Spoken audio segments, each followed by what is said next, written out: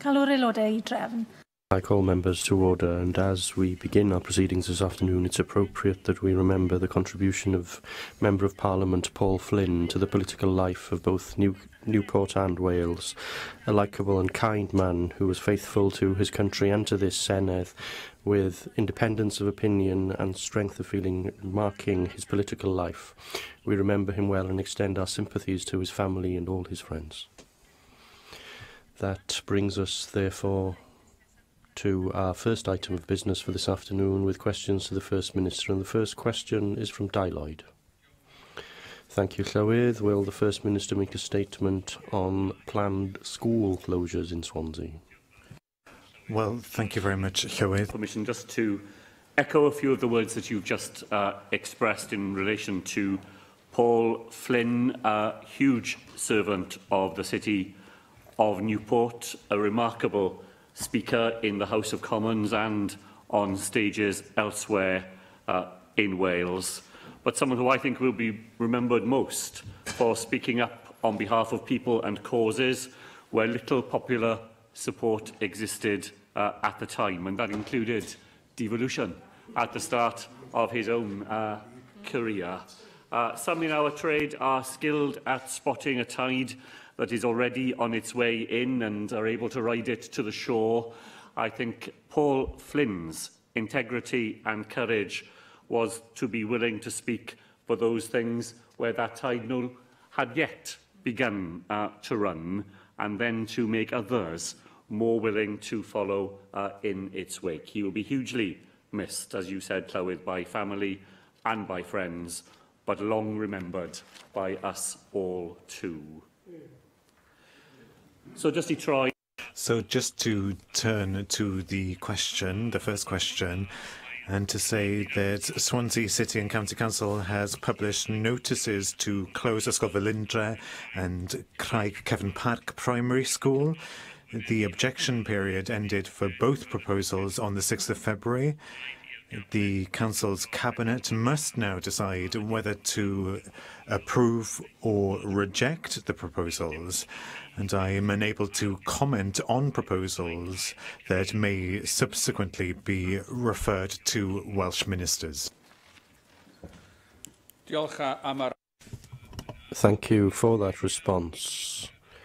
On the romantic slopes of a parcel mawr stands the village of Felindre, and the Welsh Medium Primary School in Felindre, which is located in a naturally Welsh-speaking area to the north of Swansea, is listed among the small rural schools which would be protected by the Welsh Government Code. Now, although the process of closing the school started before this code came into existence, Swansea Council said that they would adhere to the spirit and principles of that code. But despite that pledge, the local community is extremely disappointed because a decision has been taken to close the school rather than federate with another school or to look at other options, and that was the Council's response to the public inquiry, a public consultation. If this is the situation in the rest of Wales, then this code will be a huge disappointment in trying to safeguard Welsh medium rural schools. Some 600 children go to each of the nearby urban Welsh medium schools such as Lôn Las and Portobrennan, but in the more rural areas we need an alternative solution. So, First Minister, will you look into this particular case? And I hear what you've had to say, but this is a crucially important issue, and do everything in your ability to ensure that the community of Felindre and similar communities elsewhere are given fair play according to your own code. Well, Llywydd, thank you very much to Lloyd for those important points, and I hear all of them. But as I said in my original response, the decision is still in the hands of Swansea City and County Council, and I'm sure that the member has made those points to the Council. The things that he has said to us as a government today, they are still on record, and if the decision comes to ministers, then we will be able to look again at the points that he has made. Diolch, Llywydd. Well, as you say, residents, teachers and pupils have been fighting Swansea Council's decision to close Craigheaven Park Primary School as well, and I've been very proud to support them in that fight. As part of the fight for both schools, actually, I've asked the Children's Commissioner and the Future Generations Commissioner about how and when their expectations should be included in the processes that councils follow when considering school closures, because it's not just a matter of the school code now. There are other things to be taken into account. So I appreciate that you can't comment on individual cases, but can you say whether Welsh Government has a role in advising councils on what weight they should give to Commissioners' guidance, or are you content to let that be a matter for the courts? Well, so is the Welsh Government School Organisation Code sets out the requirements that Welsh ministers provide to local authorities, governing bodies and others in this matter. The code, as Susie Davis says, is not the only matter that is at play, but each set of circumstances has to be considered on its own merits, and the other obligations that organisations who have to make these decisions need to take into account are, I think, best understood in that local context and are for them to weigh up. Mike Hedges. Well, I'm used to parents complaining about having mixed-age classes and demanding that their children are taught with children in the same 8-year group as them. And I believe below a certain side of school, education suffers that more than 2-year groups taught together in primary school disadvantages the learner, the reason why we have education. And that in secondary school need to be above a certain size to be able to fulfil the national curriculum. Will the Welsh Government publish guidance on minimum primary and secondary school sizes so that people know exactly how many pupils they need to get in? Because I understand at least one school is down to just over single figures. Well, thank Mike Hedges for that supplementary question. He will be aware, I know, that our former colleague Hugh Lewis, when he was the Education Minister, asked Estyn, the Inspectorate, to look particularly at this issue of whether there was a minimum size of school that ought to be observed.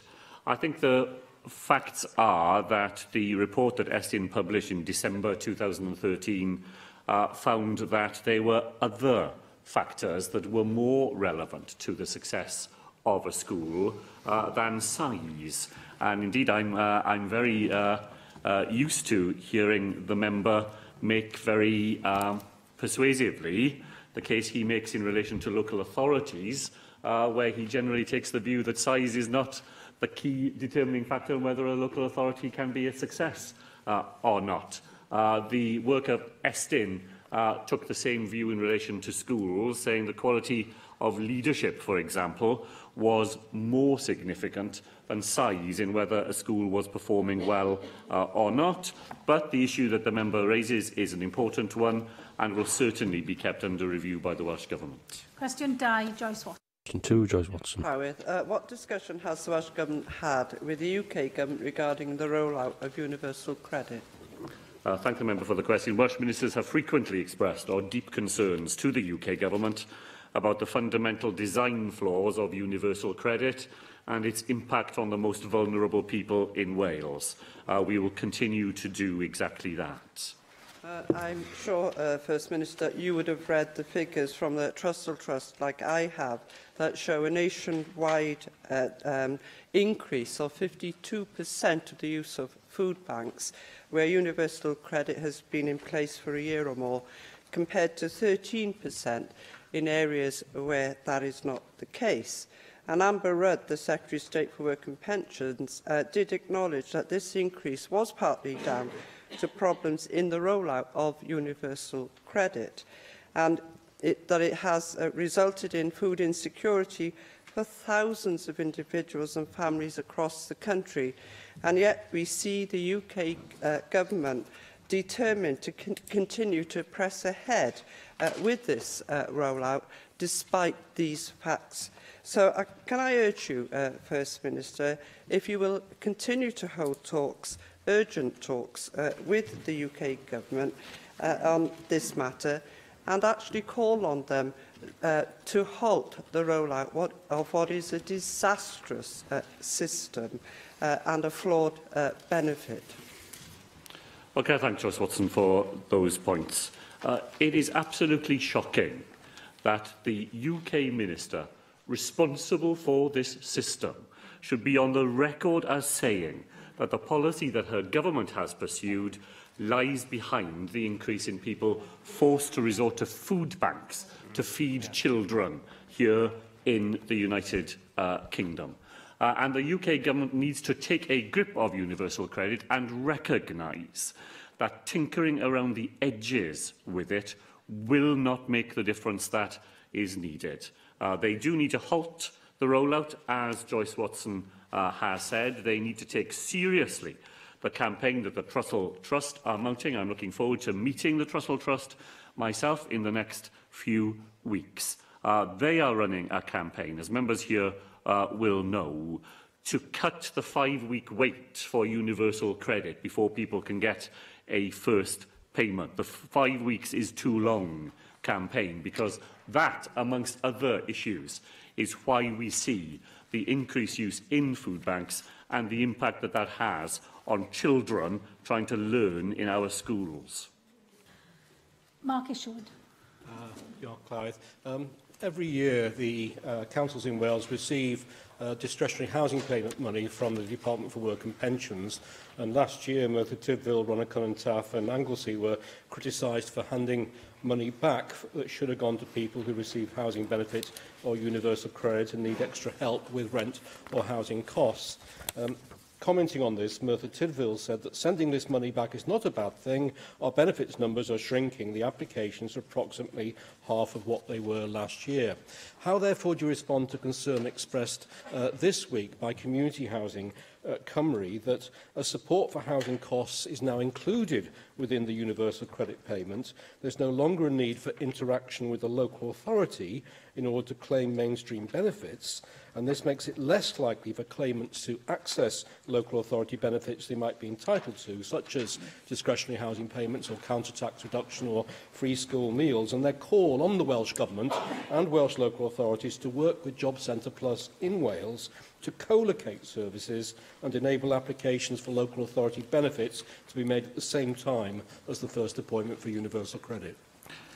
Well, there are a number of important points in what the member has raised. Let me begin by agreeing with what he said about the importance of discretionary housing payments, and my hope that all local authorities in Wales use that fund to the maximum possible extent to assist those of their residents who are so badly affected by the interaction of universal credit and housing costs.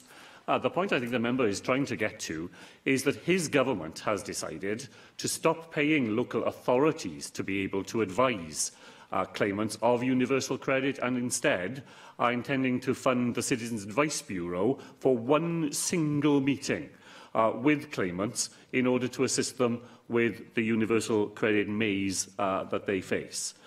This will lead, I believe, to additional difficulties for claimants, additional difficulties for housing providers, will place some advice agencies in a really invidious position where they know that it will not be possible to solve the complexities of some universal credit claims in a single advice session. So while I understand what Housing Cymru has said this week, the real problems are not in the hands of local authorities or housing providers.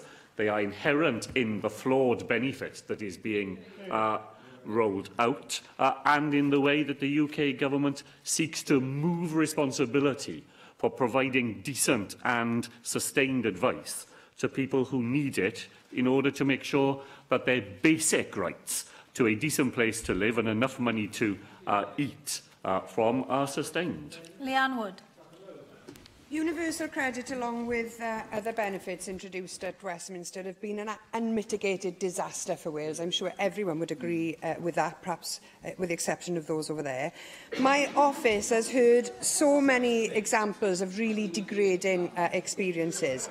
Now, because of Welsh Government inertia over devolving the administration of benefits, people are unprotected against the callous policies of the Tories. Now, in contrast, in Scotland, they've successfully seen the devolution of the administration of the benefit system there, and they will be able to protect citizens better. The Scottish Government announced just this week that they are banning private firms from carrying out benefits assessments in order to try to create a more compassionate system. So I'd like to go one step further. I'd like to scrap universal credit altogether. First Minister, do you plan now to make up for lost time and go all out to push for the devolution of the administration of benefits so that we here in Wales too could treat people with the compassion that they deserve rather than the cruelty that they are currently experiencing? You can do something about this, First Minister. Will you do it? Well, so the problem that the member points to is one that I agree we have to do our best to address and to solve. What I have said is that I want the case for the devolution of the administration of welfare benefits to be properly and thoroughly considered. I want us to take the advice of Assembly committees in that regard, and I intend to explore in the next week or so with the Welsh Centre for Public Policy whether this is a job that they could do on our behalf. But I don't think that it is something that we can immediately sign up to until we are properly aware of what the complexities would be and what the costs would be. Scotland spent £60 million in taking on this responsibility. Now, it may be that when we investigate it, that will be £60 million that is well spent, and I'm absolutely open to that being the conclusion. But we don't have £60 million sitting doing nothing in the Welsh Government's budget or anything like that.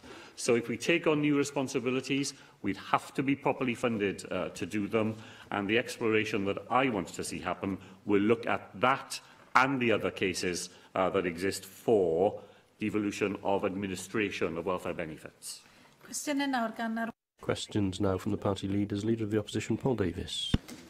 Llywydd, with your permission, can I also take this opportunity to pay tribute to Paul Flynn and on behalf of the Welsh Conservatives offer our condolences to his family, friends and to the Labour movement.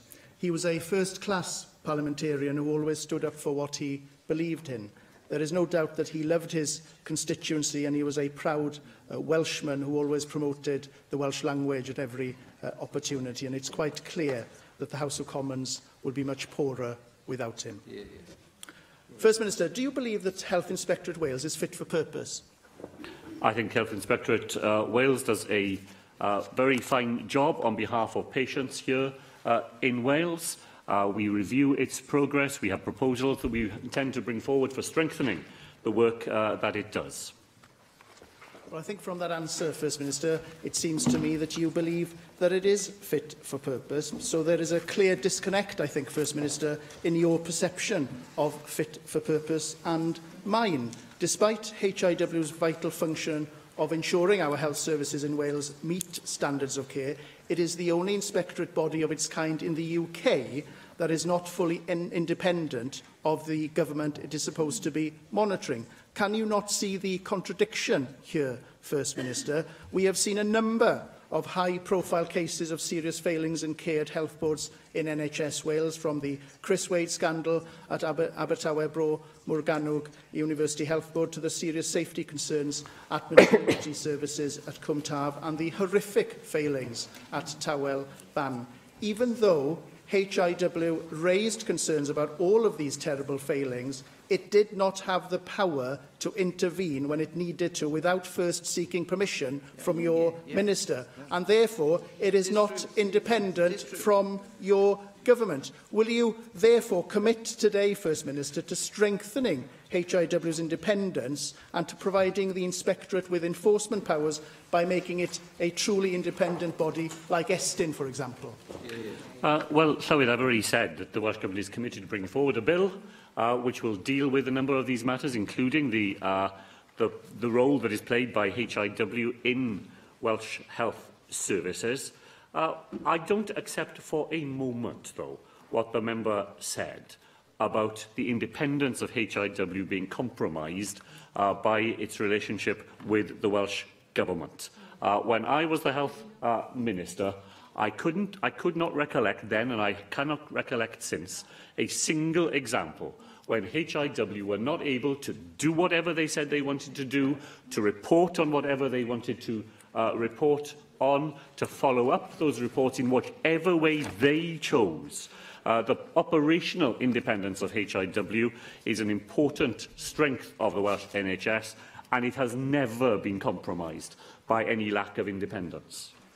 Well, you know quite well, First Minister, that they cannot intervene without your government's permission, and therefore it is not truly independent. Now, your government's policy seems to be to underfund HIW as well, to the point where it has no capacity or resources to hold our health services to account. These underfunding issues are not new. Back in the last Assembly, we heard from the Mark Review that HIW was failing to keep people safe in hospitals and was unable to carry out enough inspections because it had to monitor too many services. Despite this, your government has chosen to consistently reduce its funding, and you cannot seek to pin this on austerity, First Minister. The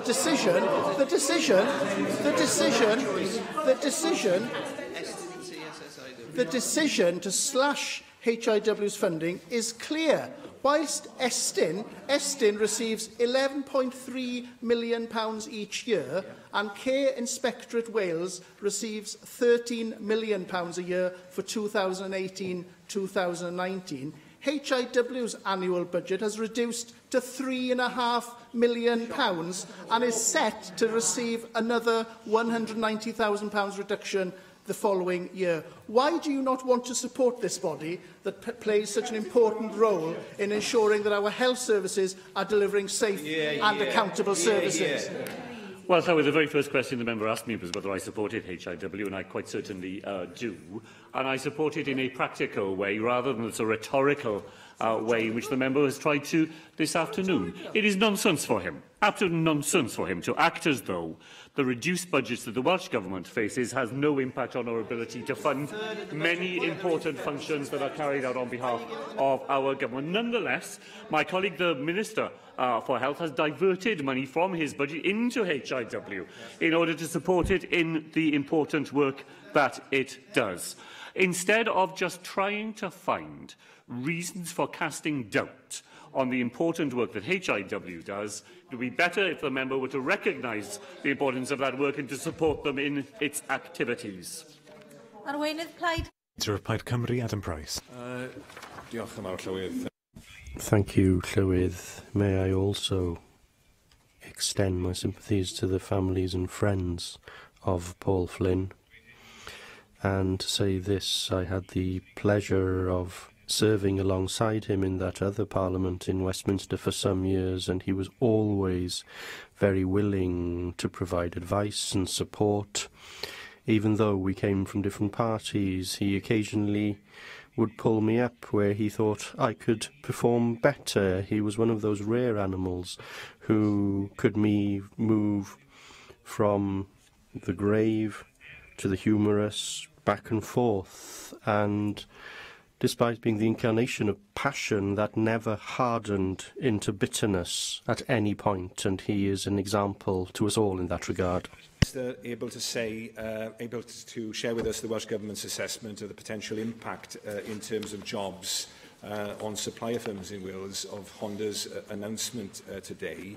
Can he confirm that that may affect up to a dozen major suppliers, such as GTEC in Tredegar and Mitsui in my own constituency, as well as many more second-tier and third-tier suppliers. Now, the Welsh automotive sector is one of our most major industries, and yet we saw with coal and steel, didn't we, how that position can unravel very quickly with disastrous long-term consequences, given that we've already seen 600 job losses announced at Ford and Schaeffler, and Chatham House has confirmed that Wales has seen the sharpest reduction in foreign direct investment since the referendum of all the nations and regions of the UK.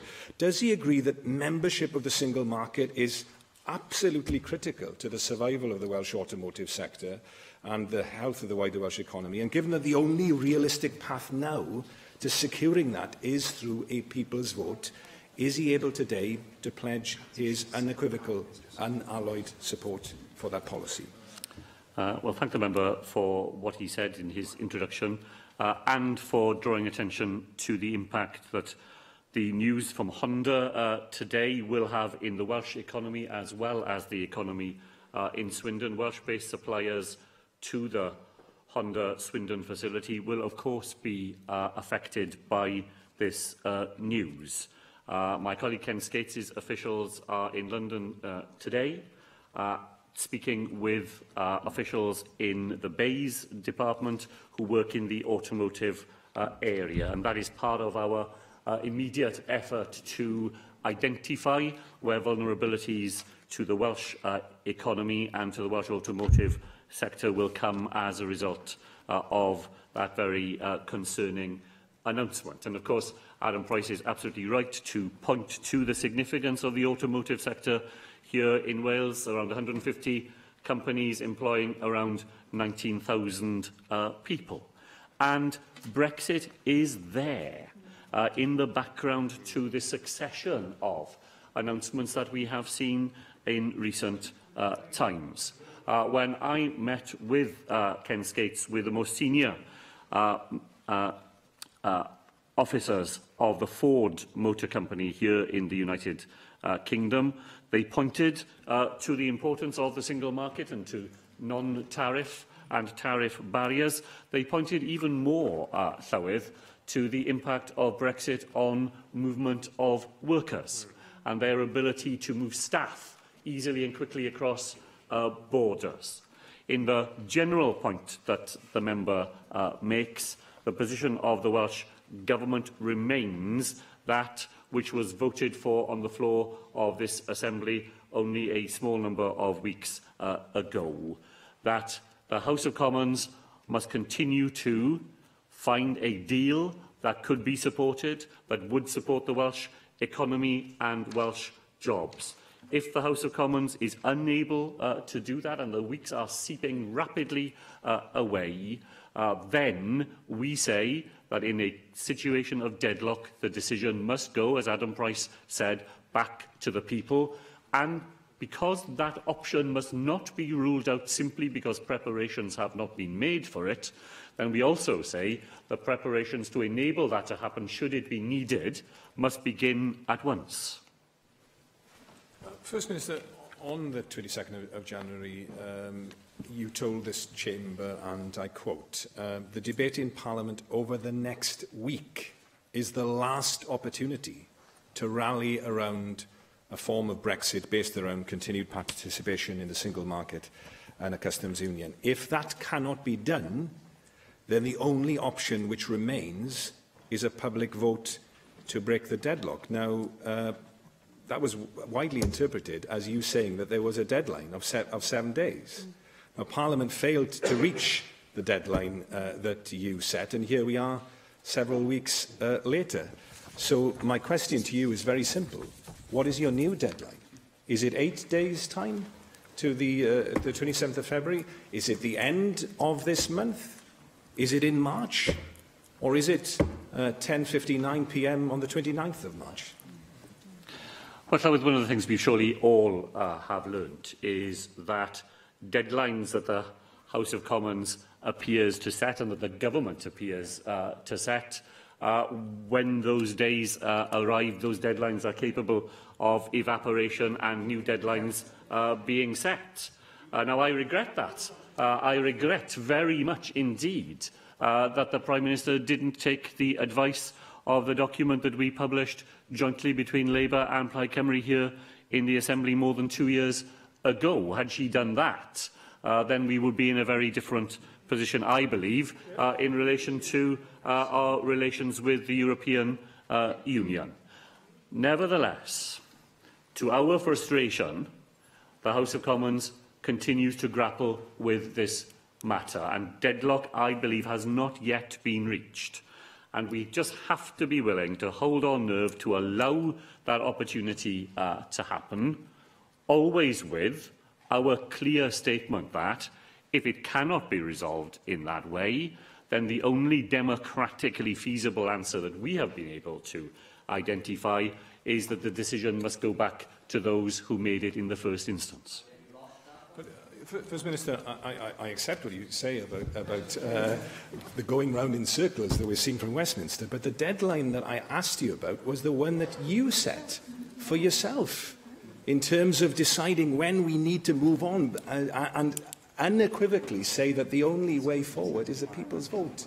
And, you know, one of the criticisms that I've heard you make of Theresa May's government is that they're unwilling to listen to you. But is your own Labour front bench in Westminster listening to you? Despite the vote that you referred to in this Assembly for preparations to begin immediately, Jeremy Corbyn's letter to Theresa May on the 6th of February omitted to mention a people's vote at all. As one of your AM's Alan Davis said when the letter was published, it appears that Jeremy Corbyn and UK Labour have dumped our policy on a referendum in the first paragraph. Tonia Antonazzi, the MP for Gower, said, nice to be briefed about this UK Labour and Welsh Labour. If at any point you would like to consult MPs and AMs, also take the Labour Party conference motion into consideration, just let me know. Cheers. MPs and AMs weren't briefed. The question is, were you? Did you agree that the letter shouldn't contain reference to people's vote that had been supported here? Do you know what Jeremy Corbyn is saying now as he addresses the EFF organisation? You know, our future in Europe is among the most pressing concerns facing our nation. Don't you feel just a small touch of shame at your party's failure to strike a clear stance? And is it any surprise at all that so many now are abandoning it?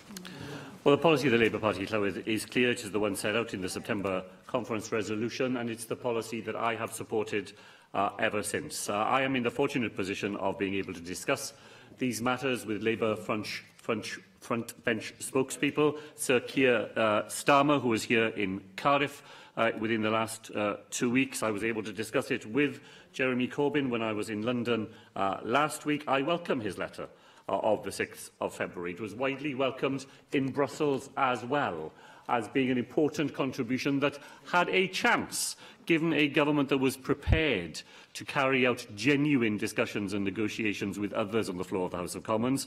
That letter offered a way to an agreement that could be struck, that could command a majority in the House of Commons, and that could be supported at the European Union level as well. That's what my party wants to get out of all of this. It's only if the government who is responsible for all of this, who has been in charge of all of this ever since the referendum, it's only if they fail to move in a direction where a majority in the House of Commons can be secured, that we will then have to do, as the member has said, and I've agreed with him now for the third time this afternoon, that in those circumstances, the decision would have to return to the people who made it in the first instance. Leader of the UKIP group, Gareth Bennett. Diolch, Llywydd. And can I also add my condolences to the family of Paul Flynn? Although he was identified with Newport for many years, he was originally, by birth and upbringing, a Cardiffian, so both cities do lay some claim to him. I did contact Paul Flynn during the early stages of the referendum campaign. He as a genuinely independently minded politician, I was interested actually in where he stood on that, and I was very grateful for the email I received back from him. I was not publicly known at the time, so I was quite chuffed to get his response, and he clarified his position. We were on opposite sides of the fence, as it turned out, but I was grateful for his response, and I know he has at least one person here who worked for him in the past. And of course, as you mentioned, he was a supporter of devolution, so his legacy in many ways does live on. Now, First Minister, a fortnight ago, you answered questions here in the Chamber from the Conservative leader, Paul Davies, in which you expressed the wishes of the Welsh Government to address the issues of Holocaust denial and the growing prevalence within society of anti-Semitism. Will you reiterate that those wishes still form your outlook and that the Welsh Labour Government is still genuinely committed to tackling these problems? Well, Llywydd, the Welsh Government is committed to challenging stigma wherever that takes place, to protecting the rights of all members of our society, whatever their faith or culture.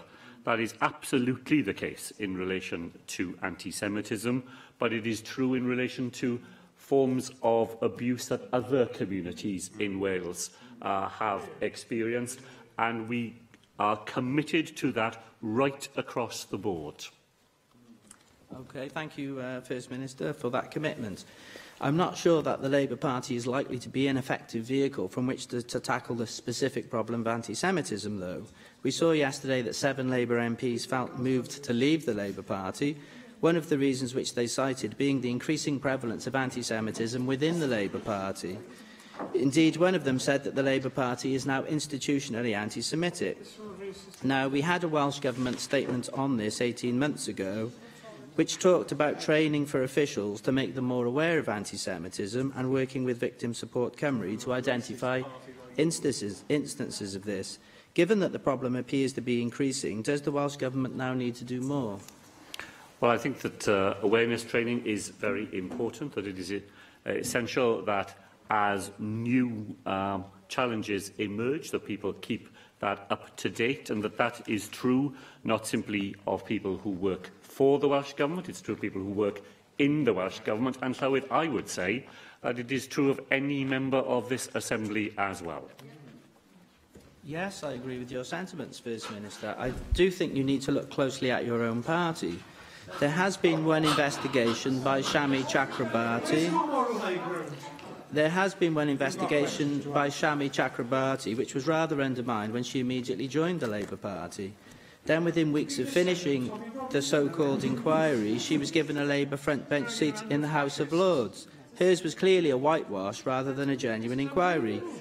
We now have another inquiry going on in which your party's General Secretary refuses to reveal how many complaints of anti-Semitism within the Labour Party she's received because the truth is just too embarrassing. First Minister, how long can your Welsh Government go on pretending to be against this form of racism when your party is utterly riddled with this problem from top to bottom? It is like arriving in a parallel universe to receive questions from the party that embraces Tommy Robinson and a creed that he is prepared to advocate, and then ask for other parties to account for themselves. Let me be clear, Llywyd, there is absolutely no place in my party or anywhere else in Wales for prejudice against people of other races or religions, and that does not simply include those that the member has referred to today, but all those others that in the past he has been prepared to attack in the position that he now occupies. Question 3, Janet Finch-Saunders. Will the First Minister provide an update on the current undertakings of the Community Council Review Panel? Thank the member for that question. The Independent Review Panel provided its final report to the Welsh Government on the 3rd of October 2018. In November of that year, a written statement set out actions to be taken in this calendar year and beyond in response to that report. Thank you. And of course, it was thank you, First Minister. It was during your tenure as the Local Government Cabinet Secretary that you did set up that panel. The Independent Review Panel, having presented its final report on the future roles of these councils, did think it very important that councils are to be held accountable for the public money they spend and that they are managed well in terms of financial probity. The report by the Auditor General, of course, has also highlighted the fact that the number of qualified audit opinions has doubled in 2017-18, and we now have 340 councils that applies to. Many recommendations in that report. In Aberconwy, we've now currently got a situation of dismay that a community council in Penmaenmawr has spent over £100,000 worth of reserves over a 3-year period, causing much concern, especially when some of the councillors on that council don't know how this money has been spent. Will you state, please, by when you will act on the recommendations of the Independent Review Panel? And will you also explain how you, as the First Minister of Wales now, will take steps to strengthen robust financial practices, transparency in the spend of council tax, in terms of its precept, because this particular council in Penmaenmawr had a 21% council precept a couple of years ago, and residents are now very, very concerned that councillors themselves don't know how this £100,000 has been spent. There are community councils across Wales where simply they don't have any audit practices in place and financial accountability is very poor. So will you please look into this as a matter of some priority so that that independent review panel and its work becomes meaningful rather than meaningless? Well, thank the member for that and for the interest which I know she showed in the review itself. And I know from my discussions with her that she wants to see a community and town council sector that is strong and that will stand up to scrutiny as well. And I share the Auditor General's concern that at the continuing high number of community councils that have received qualified audit opinions. Now, the member referred to 340 of them, and I think it's fair to say, as I'm sure she would acknowledge, that the majority of those are relatively minor infractions of submissions being made a few days beyond the deadline and sometimes not the correct form not being used and so on. But there are examples where the difficulty goes beyond that and where there are public interest reports that the Auditor General has had to publish because of his concern at probity in the way the public money has been used, and that is completely unacceptable.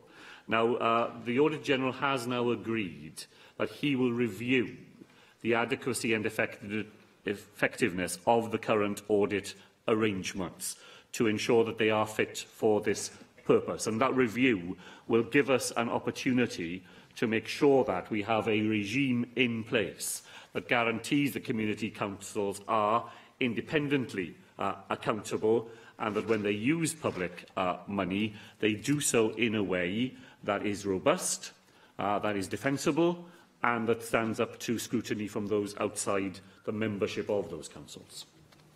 Helen Mary-Jones. Thank you, Llywydd. The First Minister will recall that one of the recommendations in the review was for the Government to explore how a pool of qualified clerks could be made available to support town and community councils in Wales. I'm very well aware that some of the smaller community councils in Mid and West Wales, in the region I represent, sometimes struggle to find the right person to support their work, and that, of course, is crucial with regard to some of the issues that Janet Finch-Saunders has already raised.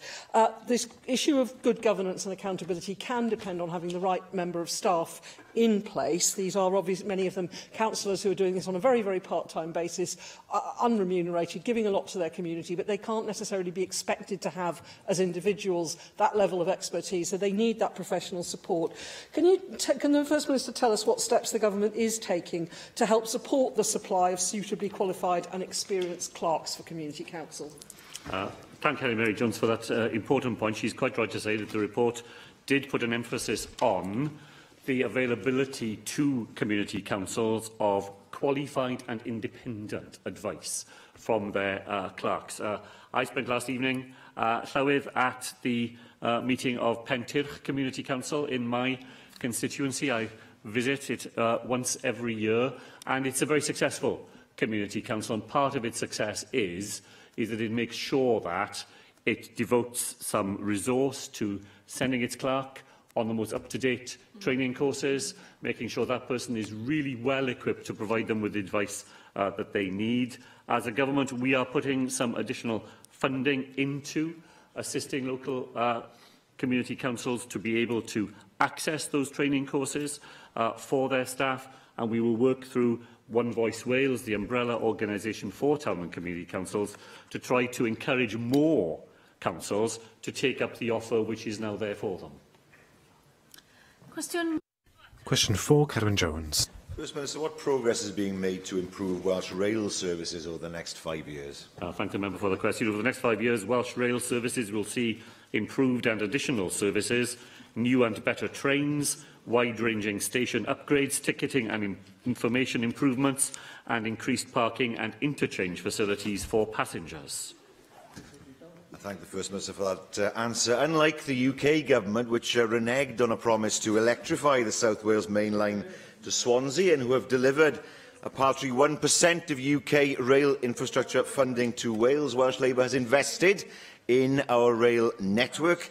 First Minister, could you tell me what improvements that passengers can expect to see over the next 2 years? the member for that question and for the work, of course, that he did in ensuring that we are in a position to bring about these improvements here in Wales. And over the next couple of years, Transport for Wales will introduce additional rolling stock in this year. Those additional trains will be used to relieve crowding and to introduce new services. That will be a precursor to new trains that we will be introducing over the next couple of years. We will act to make sure that the physical facilities at our stations are improved in this calendar year by an enhanced deep cleaning programme in place throughout Wales. From December of this year, there will be a 22% increase in Sunday mileage and additional services for passengers on those days. There will be work done to make sure that passengers are better informed about the services that are being provided. We are dealing with a new ticketing regime that will see 3,000 new advance fares to reduce the cost of travel for long-distance journeys. These are just some of the things that we will be doing here in Wales to make sure that people in Wales have a service that they deserve and will be proud of into the future.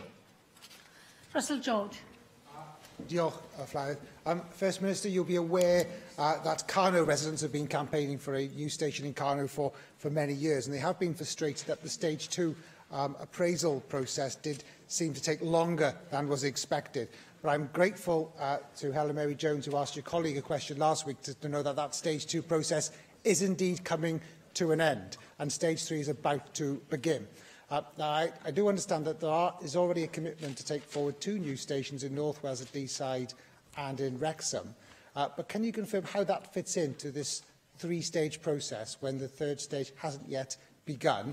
And can you confirm that the Welsh Government's appraisal process for new station development is a fair process? Well, the WellTag process is a fair process. It is, as the member says, a 3-stage process in which proposals for new initiatives have to be tested through the different stages. The Carno station appraisal is coming towards the end of Stage 2. Our ability to take forward proposals at Stage 3 is dependent upon us having the resources in order to do so. And there are, as ever, in this area, as the others we have discussed this afternoon, places where we would like to be able to do more and where we would do more, provided the funding comes to Wales in order to allow us to do so. Thank you very much, Llywydd. On my 5-hour journey from Bangor to Cardiff yesterday evening, I looked at a map of the Welsh rail network and it reminded me that this isn't a network created for Wales, if truth be told. We need investment in expanding the network in order to connect Wales. We need to invest across the western coastline of Wales, but investment in the rail network is expensive, of course. We need to think carefully about those investments, but there is one investment that we could make immediately, a relatively small investment which would enhance the network, and that is to reopen the line already there between Gaerwen and Amlwch in the north of Anglesey. Does the First Minister agree with me that we should make progress with that as a matter of urgency now, particularly given the economic circumstance facing that part of Anglesey? Well, thank you very much to the member for the question. I can confirm that the example that he's referred to, that is part of the programme that we're working on at the moment. And in general, of course, what Rhina Biodwerth says is true. The system that we have at the moment isn't one that was devised for the needs that we have in Wales, but now, with some of the responsibilities that are now in our hands, we can do more to prepare for the needs of the future. Question 5, Rhiannon Passmore. What action is the Welsh Government taking to encourage young people to use public transport? From the 1st of March, any young person aged between 16 and 21 will be able to apply for discounted bus travel in Wales. From January of next year, Transport for Wales will extend free rail travel to under 11-year-olds. Both of these initiatives will help create the public transport users of the future. Diolch. Thank you, First Minister. The Transport and Economy Minister, Ken Skates, joined students in Wrexham last week to celebrate the announcement of the popular My Travel Pass Young Persons Discount scheme. Since the scheme began in 2014, there have been a total of 20,953 pass holders and an estimated 1,344,000 discounted journeys in 2017-18. First Minister, can you inform me when we can ascertain the participation levels in Islam itself and how in the future the Welsh Government can further enhance the reach of this important and highly positive initiative?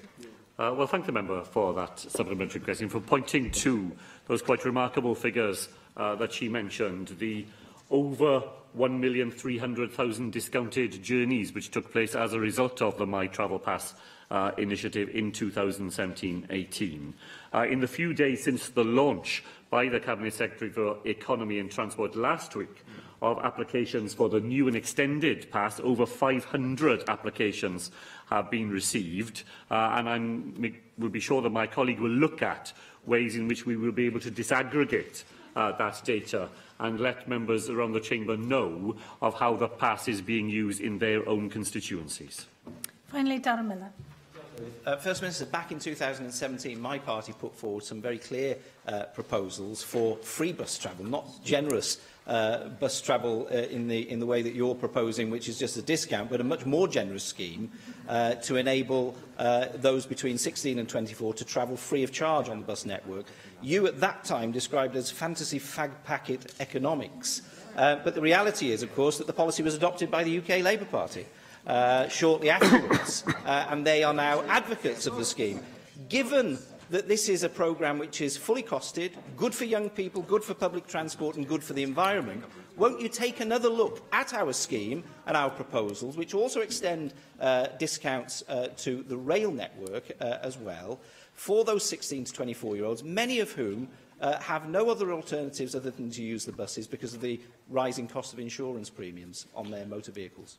Well, I'd be prepared to look at the member's proposals, provided he can do two things. First of all, that he will provide costs that are reasonable and reliable, and secondly, that he will tell me where in the Welsh Government he proposes I take the money in order to pay for his new idea. Well, I thank the First Minister. The next item, therefore, is questions to the Deputy Minister and Chief Whip, Jane Hutt. And the first question comes from Heavendale. To make a statement on Welsh Government support for the voluntary sector. A strong and independent voluntary sector is critical to the well-being of Wales and our communities. A sustainable relationship with the voluntary sector through our third sector scheme and our third sector support Wales grant provides the infrastructure on which the sector can thrive. Diolch. I'd like to take this opportunity to welcome the Deputy Minister to her post. I'm sure she'll pick it up very quickly. But to my question, there are many voluntary groups in my constituency, almost too many to mention, but I do want to mention three. One is the Caerphilly Miners Centre for the Community, which is now a thriving social enterprise, a hub in the community. It was actually originally the hospital in which I was born and has been transformed by volunteers. The Aber Valley Heritage Group, they were instrumental in setting up the Welsh National Mining Memorial in Senedd. It was the site where the Wales's worst mining disaster happened in 1913. And also the Senedd Youth Drop-In Centre, or SIDIC, which connects young people to the local community and builds a sense of cohesion there. Hugely important in Senedd. Will the Deputy Minister commit to continued Welsh Government support for these projects and projects like it? Kevin David for his kind words and his question. You've highlighted the work of local organisations that are rooted in the heritage and history of your community. Of course, they're also supporting social needs and enhancing well-being. So I can just say, in response to the question, that volunteering, of course, remains at the heart of communities across Wales, and the Welsh Government values volunteering as an important expression of citizenship and a central component of democracy. And we are providing core funding for not only Wales Council of Voluntary Action, of course, but those county voluntary councils across Wales to deliver third sector support. Helen Merritt-Jones. Thank you, Llywydd, and I'd also like to welcome the Deputy Minister to her role. I was pleased to see the Llanelli charity Threshold DAS, formerly known as Llanelli Women's Aid, had been given a grant of £1.5 million to deliver a Wales-wide programme that will offer support to women and girls affected by domestic abuse and violence. Does the Deputy Minister agree with me that particularly domestic and sexual violence services are best provided by local third sector groups led by service users themselves? And what steps can the Deputy Minister and the Welsh Government take to reverse the trend of many of those services being lost through tendering processes to big multinational companies who really do not understand the communities that they're supposed to be serving, let alone the victims that they're supposed to be supporting? I thank Helen Merritt-Jones for that question, and also do recognise that services in terms of tackling violence against women and domestic abuse, of course, started in the third sector, started with Welsh Women's Aid, and the setting up of Cardiff Women's Aid was by women in the local community. And what is important as well, of course, in terms of domestic abuse services, is there's a strong move towards enabling survivors to help shape the services that are so important, and of course helping us shape our response and our proactive action in terms of delivering on the Violence Against Women, Domestic Abuse and Sexual Violence Act. Minister, can you tell me what support you're giving to faith communities to support their voluntary sector engagement? So, you'll be aware that there was a piece of research which was completed last year into the impact of Wales's Pentecostal denominations, the three main Pentecostal denominations, the Assemblies of God, Elim and the Apostolic Church. And that research found that there were over 2,700 volunteers contributing 5,000 hours worth of voluntary work each week, just in those three denominations, contributing over £3 million to the Welsh economy in doing so. And that's volunteer work which is not self-serving those particular organisations, but actually serving their communities. I'm sure you'll want us to celebrate that, but what work are you doing to engage with the faith sector more widely in order to promote this sort of work so that we can get more value out of it? Well, of course, as you say, Darren Miller, the faith groups do provide a very important role in their communities through volunteers, through church groups, and we know, for example, that many of our food banks are run by and with churches and chapels across Wales.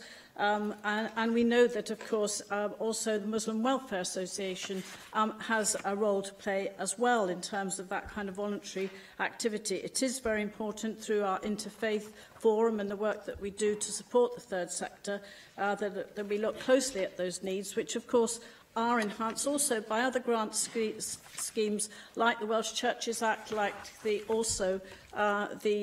fact that they can access third sector funding, not just locally, but on a Wales-wide basis as well.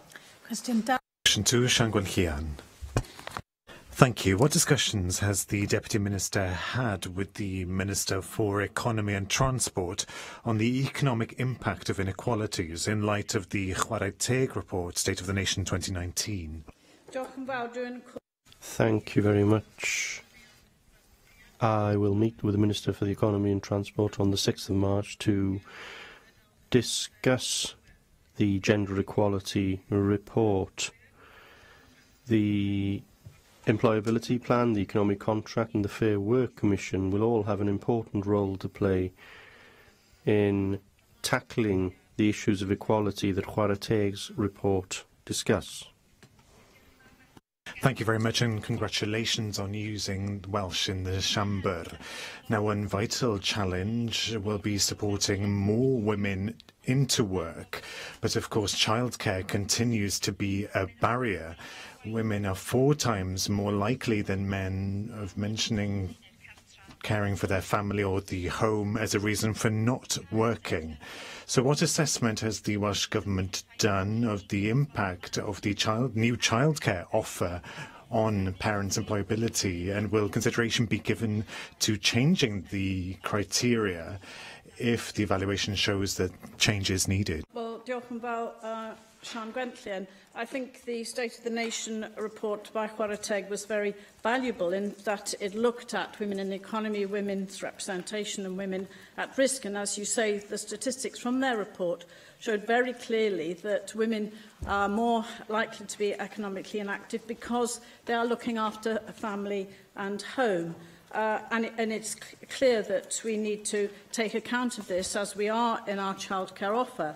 Now, the childcare offer is made up, as you know, of existing minimum 10 hours of foundation phase nursery provision, up to 20 hours of childcare with a registered provider, and it's very welcome that capital grant is now being made available to ensure that there are sufficient high-quality childcare places available to enable all eligible children to access the provision. But, of course, evaluation is critical, as you say, in terms of early implementation, many positive findings from that, but also looking at ways in which we can support not only working parents, but remove barriers to employment that parents face.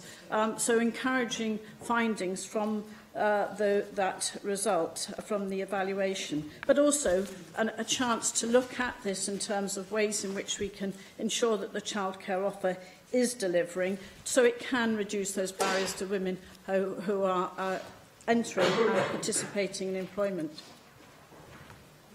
Susie Davis. Diolch, Llywydd. I don't think that the childcare offer in and of itself can explain the disparity in the gender pay gap between different local authority areas in Wales. At one end of the spectrum, we've got Anglesey with a 25.5% gender pay gap for the residents in its catchment area there, followed closely by the Vale of Glamorgan, your own constituency, 23.4%. But at the other end of the scale, we've got Gwynedd with a minus 0.2 gap and Conwy with a minus 8.7 gap. What will you be asking the Economy Minister to consider when deciding on the support it gives to different types of businesses, which might help address this disparity? Well, I'm very glad, Susie Davis, that you have drawn attention to that lack of consistency in terms of implementation of the actions to tackle the gender pay gap, which has decreased slightly in 2018. But the gender pay gap in Welsh Government is around 8%. That's not acceptable. We need to ensure that we drive this through, and I will be meeting the Minister, as you said, in terms of driving this through the employability plan and also through the economic contract. The employability plan, of course, is crucial because we need to ensure that that looks at the gender pay gap. I mean, if we analyse the gender pay gap information, if we look at companies who employ over 250 people, we need to encourage companies to, for example, pay the real living wage and monitor all our programmes, particularly the economic ones, to ensure gender equality is at the heart of the action. So that will be very much the focus of my meeting with Kensgates in the next couple of weeks. Question 3, Jane Bryan. Question 3, Jane Bryan. Before I ask my question, with the Llywydd's permission, I'd like to add my words to the tributes to Paul Flynn. He was both a wonderful friend and mentor to me personally, and Paul was a passionate devolutionist, a champion for the Welsh language, and he was incredibly proud to see the establishment of this Senedd. He loved Newport, and I know he was humbled that the people of Newport West kept faith with him and put their trust in him for over 30 years. And I'd also like to thank the Llywydd for allowing me to make a brief statement in tribute to him tomorrow. Our thoughts and love are with his wife Sam and his family. So moving on to my question, what is the Welsh Government doing to raise awareness of coercive control? Well, can I start by thanking Jane Brandt for your tribute to your very dear mentor and friend, the inspirational Paul Flynn. And I was fortunate to know and work and learn from Paul way back when I was a community worker in Pill, and he was a councillor, Labour councillor. We have heard many great tributes across this chamber, and of course our thoughts and sympathy, deep sympathies, are with his family. In response to your question, I launched the This Is Not Love, This Is Control campaign in January. This is a year-long campaign raising awareness of coercive control, domestic abuse and sexual violence. We will also continue to support public sector workforce to be able to identify coercive control through our national training framework. Thank you, Deputy Minister. I very much welcome the Welsh Government's This Is Not Love, This Is Not Control campaign, which was launched in Newport last month, along with yourself. And among those who spoke at the launch in the Riverfront Theatre was Luke Hart, whose mother and sister were murdered by their father following years of abuse. Luke and his brother Ryan have since started a project called Coco Awareness. Educating people about the signs of abuse is crucial, and is ensuring that people experiencing abuse know that they will be heard and listened to when they seek help. Can the Deputy Minister outline how the Welsh Government campaign will work with survivors, the police and other organisations who have a crucially important role in raising awareness of coercive control and enabling people to report it? I thank Jane Bryant for that question, and I was fortunate to be at the launch of this campaign and to hear from Luke Hart from Coco Awareness, very powerful account of his experience, and he and his brother have committed their lives now to raise awareness of coercive control, which led to the death of his mother and his sister. So this campaign is important for us in taking forward and raising awareness of the treacherous cumulative nature of coercive control, and it will encourage victims to recognise what they are experiencing is coercive, controlling behaviour. It's wrong and abusive, and they can seek support. It's a year-long campaign, and clearly it will be delivered as a result of the engagement of all those partners who are part of our national strategy as a result of the Violence Against Women legislation. And just finally to say on this point, very importantly in terms of the public sector, over 135,000 professionals have been trained through our national training framework for violence against women, domestic abuse and sexual violence. Leanne Wood. Since December 2015, coercive control has been an offence, and it is recognised now as a form of domestic abuse.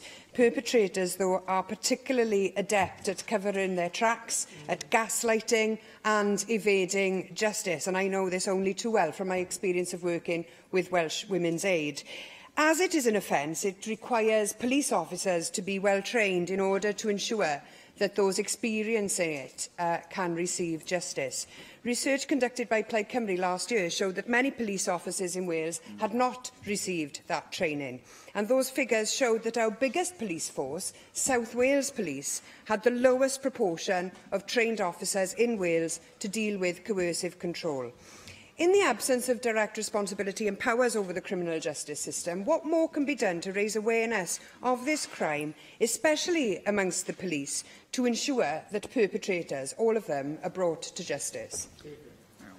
Well, I thank Leanne Wood for that important question. Interestingly, yesterday I was at the policing board, chaired by the First Minister, where chief constables and police and crime commissioners were talking about crime in their communities. And in fact, domestic abuse and violence against women was raised by chief constables as an issue that they were very concerned about in terms of their priorities. It is vital that that the police force do undertake this training, which is now available under our national training framework, but also that we look at ways in which we can ensure that people understand that coercive control is a crime, as you say, a criminal offence in England and Wales, specific criminal offence as part of the Serious Crime Act 2015.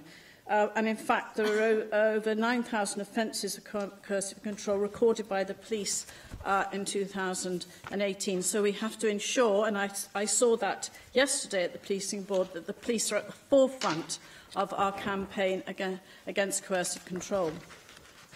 Question 4, Joyce Watson. Question 4, Joyce Watson. What discussions has the Welsh Government had with the UK Government regarding improving community safety in Wales?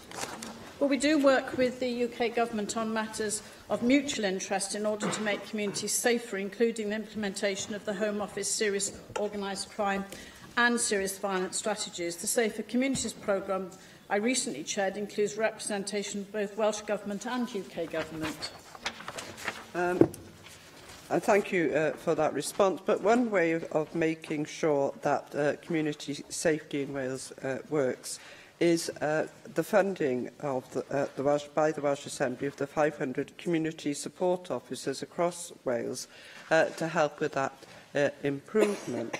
However, I'm sure, like me, that you are concerned about the Police Federation of England and Wales survey that showed that 90% of police officers believe their force is understaffed, and that since 2010 there's been a decrease of 21,000 in real terms of officers across England and Wales as a direct result of funding cuts.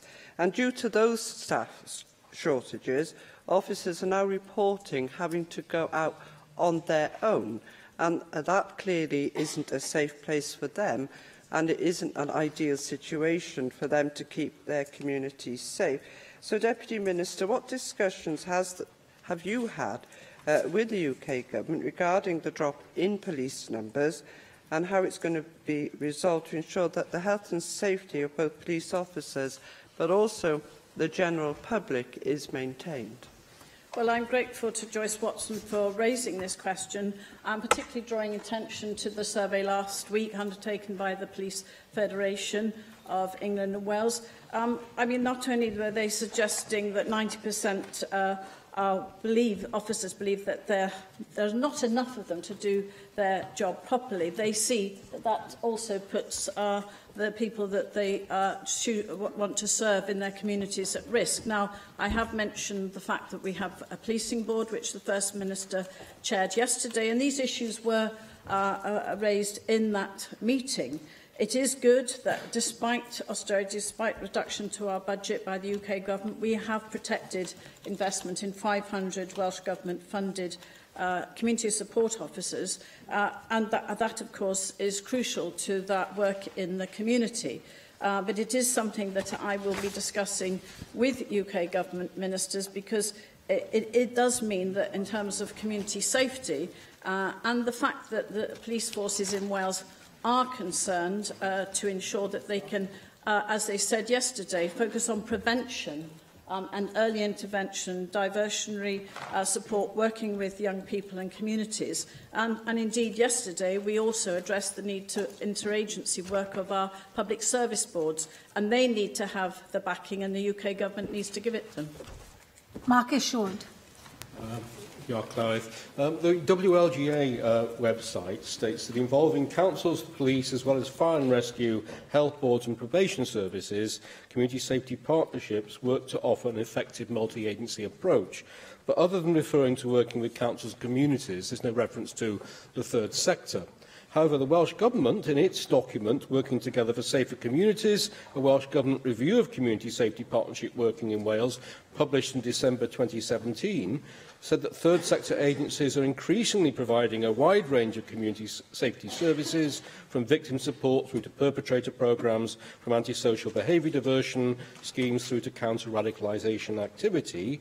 But respondents from third sector agencies have reported that statutory agencies often pay lip service to notions of involvement and co-production with them.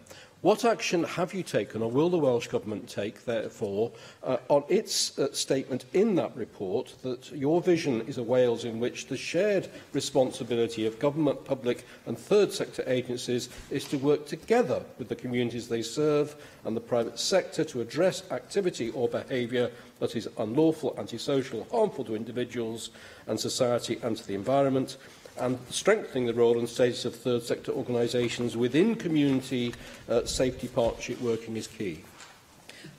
Well, Mark Isherwood, you will be aware, as you have already reported on, the Community Safety Review Task and Finish Group resulted in the Safer Communities Programme Board being established. In fact, it was established by the former Cabinet Secretary for Local Government and Public Services. And it's working very closely, now set up with the Home Office. It's working closely with local government and the third sector. And in fact, I chaired a recent meeting. It meets quarterly. It has Welsh Government, Home Office, Her Majesty's Probation and Prison Service, Welsh Local Government Association, Police and Crime Commissioners. And of course, it has a shared vision, which is about partnership, that every community is strong, safe and confident. And importantly, as far as I'm concerned, and I'm sure you as well, Mark Isherwood, that it provides equality of opportunity and social justice, resilience and sustainability for all. But crucially important, it is a shared responsibility of government, the third sector and the public sector to work together. Thank you, Deputy Minister. The next item, therefore, is the business statement and announcement, and I call on the Trefnydd to make the statement. Rebecca Evans. Changes to this week's business. The First Minister will make a statement shortly on latest developments in the UK Government's Brexit negotiations, and the Minister for Environment, Energy and Rural Affairs will make a statement later this afternoon on the Warm Homes programme. Draft business for the next 3 weeks is set out on the business statement and announcement, which can be found amongst the meeting papers available to members electronically. Darren Miller. Llywydd. Trefnydd, can I call for two statements, please? The first from the Minister for Health and Social Services in relation to the delivery of the Diabetes Delivery Plan in North Wales. I received a copy of an email today from Di Williams, the National Director of Diabetes UK Cymru, which was sent to Gary Doherty, the Chief Executive of the Health Board in North Wales. According to that email, there are 42,605 individuals in North Wales in the Betsy Cadwaladr area that suffer from diabetes. £136 million is the price tag which is attached to that in terms of dealing with the consequences of the health outcomes for those individuals. And the email suggests that 80% of those costs are largely avoidable. But what's of great concern to me is that Di Williams refers to a recent meeting of the Diabetes Planning and Delivery Group, at which the chair didn't know who the executive lead was at the Health Board in respect of the Diabetes Delivery Plan. He then goes on to say that he has been attending the meetings for 10 years and has only ever seen the executive lead on one single occasion. Nobody knows who that is at present, and this clearly shouts out of a huge gap between clinicians and senior managers at the board. He describes stakeholders saying that it's embarrassing and that they are amazed at this lack of clarity. He concludes by saying that the time for excuses is over and we need some real leadership on that board to be able to tackle this problem. Now, of course, this is a health board which is in special measures. The Welsh Government is intervening in this health board for all sorts of different reasons. I think that this is another issue which clearly needs some attention. I know that the system is much better in some other health boards, and I think we do need a statement to give some confidence to people in North Wales that appropriate action is being taken by the government to address it. Can I also call for a statement on GP training in North Wales? I was very alarmed to see that there was a 50% that 50% of eligible applicants for GP training in North Wales were actually turned away in the past 2 years, according to the local medical committee in North Wales. And of course, this is at a time when there's a GP shortage in the region. We've seen a number of GP practices close.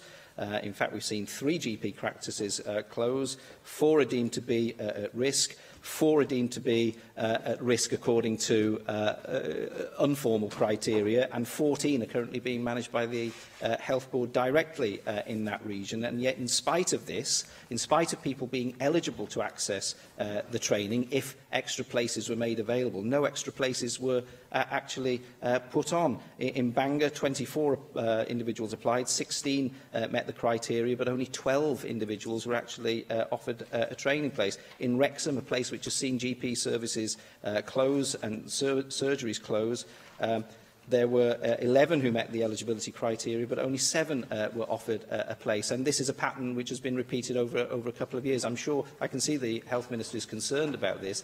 I wonder what you can do to actually address this so that we can meet this shortfall in the number of GPs, so that people aren't having to travel miles to surgeries and aren't having the sorts of difficulties that they're having at the moment in terms of accessing a GP appointment. We need a statement on this as soon as possible, please. Thank you very much for raising those 2 issues. They were both detailed questions which I think do warrant detailed answers. So on the first, it would be helpful if you would share with us the copy of the letter that you received regarding the Diabetes Delivery Plan, and we'll certainly make some inquiries and ensure that you have a substantive response. And on the second, the Minister will be bringing forward a statement on GP recruitment in April of this year. Di Lloyd. Diolch, Llywydd. Senedd, on the 4th last year, I wrote to the then Cabinet Secretary for Planning requesting that the Welsh Government call in a planned waste incinerator in the Llansamlet area of Swansea. The application to develop a waste incinerator in Llansamlet is understandably causing significant concern locally, given that it would be a few hundred metres only from a residential estate and close to Ysgol Gynradd Cymraeg Lôn Las and its 600 pupils. There are clear concerns with regards to the proposed 24-hour burning at the site and the impact on air quality locally, particularly to nearby residential properties and school children. The application, I believe, flies in the face of the Welsh Government's Wellbeing of Future Generations Act and air quality policies, and raises issues of national importance in terms of proximity of incinerators to schools and residential dwellings. This is why Plaid Cymru is calling on the Welsh Government to call in this application. Now, as well as the clear concerns with regards to air quality impacts on residents and school children in Llansamlet, and you will recall my short debate last week on air pollution, it simply does not make sense to build yet another carbon-emitting power station along the M4 corridor, an area which already suffers from high pollution levels. We need to be developing non-polluting power sources in Wales, and it is important that the Welsh Government steps in, provides national direction, and ensures that the principles contained within its Wellbeing of Future Generations legislation and air quality policies are strongly adhered to. However, what is particularly disappointing is that 4 months on from my original request, the Welsh Government has still not made a decision on the call-in. Will the Welsh Government now commit to making a decision on this important matter and provide the direction that local people in Llansamlet are calling out for? Thank you for raising this issue, and you'll appreciate that it would be impossible today to make a statement on the call-in request. However, it will be under consideration by Welsh Government, and a decision will be with you as soon as possible. Mike Hedges. Thank you, Presiding Officer. I also called for the Llansamlet incinerator to be called in. I believe Susie Davis also did, and there's no political argument over the fact that we're all opposed to this incinerator being built there. I've got two questions apart from that. First one, I'd like to ask for as school budgets are being set, the increased cost of employers' contribution to teachers' pensions is causing concern. I am asking for a Welsh Government statement on the funding of the increased cost of teachers' pensions and what discussion with the Westminster Treasury are taking place regarding additional funding to meet this increase. The other statement I am asking for is on the Government's plan to support the building of council houses. We know that the only time since the Second World War that sufficient housing was built to meet housing demand was when large-scale council house building was undertaken by Labour and Conservative governments in the 1950s and 60s. I'd like to return to that in terms of getting people into adequate houses rather than sleeping on the streets or in inadequate accommodation. So can I ask for a statement on how we're going to get more council houses or council housing built at scale in the near future? Thank you very much for raising this. And the issue of school budgets has been one which has been well rehearsed in this chamber, as has been our frustration with the lack of information forthcoming from the Treasury. Earlier this month, the First Minister wrote jointly with local government leaders to escalate the issue of the increased cost of teachers' pensions directly to the Chancellor, and we have only now had a response to our request for clarity around the UK Government's pension changes and funding for these costs in Wales, following requests which actually date back to last October. So the UK Government's response is very late in the day, just as public sector bodies are trying to set their budgets for 1920, and I had the opportunity to raise this directly with the Chief Secretary to the Treasury when I met her last Friday. In my discussions with her, she did agree to provide me with some further detail. I am awaiting this, but expect it shortly. And when we have that final detail, we'll be able to work through what it means for our public sector bodies, and I hope to provide them with as much clarity as possible, as soon as possible. But I would confirm that, as previously indicated, my intention to pass forward on any funding we receive for this purpose to public sector bodies in Wales to assist them with these costs remains.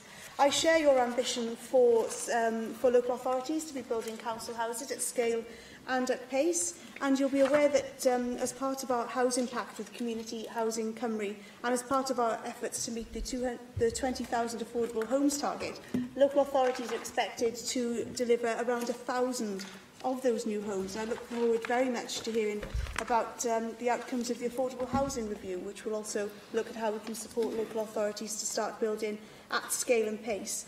I know Mike Hedges has raised the issue of the borrowing cap several times in the Chamber, and I'm pleased to confirm that officials have been in contact with our local authorities, and all 11 local authorities who are subsequently subject to the voluntary agreements, which enabled them to exit the former HRAS system, have now agreed that they will like those voluntary agreements to be terminated. So I'm very much looking forward to local authorities starting to build at scale and pace. Mohammed Ashka.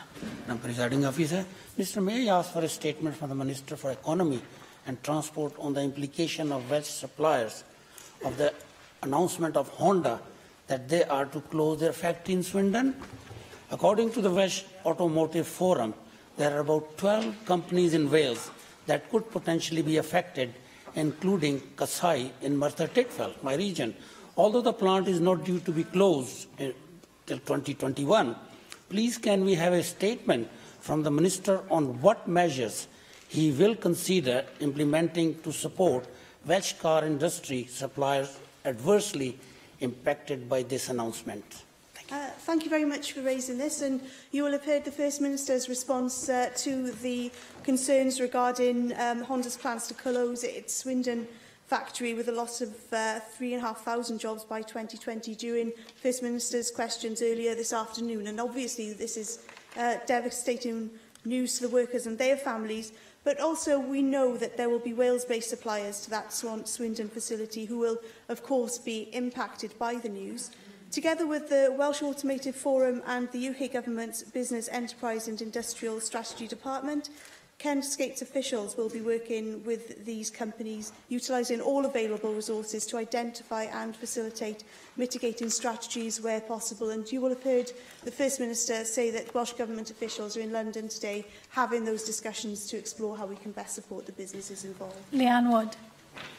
I recently received a letter from head teachers in the Rhondda outlining the impact of this year's budget cuts on schools. Now, I've heard ministers deny that schools are facing cuts. Well, they are facing cuts, and the situation is justifiably described as a crisis, which is already having a detrimental effect on pupils. The letter lays out that schools have no choice in some cases other than to set deficit budgets, and that means larger class sizes, fewer support staff and the cutting of extracurricular activities. They tell me that the most vulnerable pupils are being put at risk. Can we expect continued denial about this crisis in our education system, affecting the life chances of so many? Or can we instead have an action plan from the Government which includes demonstrating how the almost £500 million, almost a fifth of all spending that has been allocated to schools, gets nowhere near the front line because it's retained by local authorities and consortia? Can we have a Government Minister to provide some answers to members on this at the earliest opportunity, please? I recently asked you to provide a Government strategy on the future of care and care homes, and you told me to raise it in questions with the Health Minister. I will do that, but the care situation in my constituency and in many other places has now reached a point of urgency. New regulations to improve care home accommodation are providing a challenge for many care home providers, not least local authorities, and as a result, many local authorities are looking to outsource this provision to the private sector. I'm sure the Minister will agree with me about the desirability of a mixed economy of care. It's vital that this is a service that local councils continue to provide. And many of my constituents affected by this are deeply concerned about how many care home beds and day centre places will be available for them to access in the future. The provision of care is as important as the provision of health, yet the two are not given parity. Will the Health Minister bring before the Senedd a comprehensive care strategy outlining how we can ensure all need is met in the future and that we don't lose more care beds? The collapse of 3 private community rehabilitation companies last week put the tin hat on the disastrous ideological privatisation of the probation service by the Tories. Given that within 2 years' time, much of the community rehabilitation company operation is to be brought back into the public sector, why not take action now to reunify the probation service in the public sector now, today? let's not wait. To put another private provider in charge in the interim would serve no purpose whatsoever. So can we see urgent government action on this, please? And I would like to give some well-earned congratulations and respect to the young people in Wales who went on strike and took to the streets to protest about the climate crisis last Friday. Climate change is one of the, if not the biggest challenge faced by countries across the globe, and not enough is being done to tackle it. And your government is no exception, with your own 10-year target on cutting greenhouse gas emissions by 2020 set to be missed. Unlike many of the Westminster critics, I applaud the energy, determination and proactiveness of every single member of the Youth Climate Change last Friday, and I would like to see more of this activity in the future. So will you agree with me that political activity by young people should be encouraged? Yeah. And will you also agree with me and them that now is the time to declare a climate emergency, but also that words are not enough? You need to act accordingly too, so will you? I'll begin with your first point, which was on the school budgets. And of course, the UK government's sustained austerity agenda has led to a cut of nearly £1 billion in Wales's overall budgets, but we will continue to call for additional funding to be spent on our public services, including our schools. I will say, with regard to the ASCL Cymru open letter on school funding, that we simply do not recognise the figure of £450 million referred to in the letter. Officials will be meeting with ASCL later this week to discuss the points that they have made with regards to local authorities and consortia.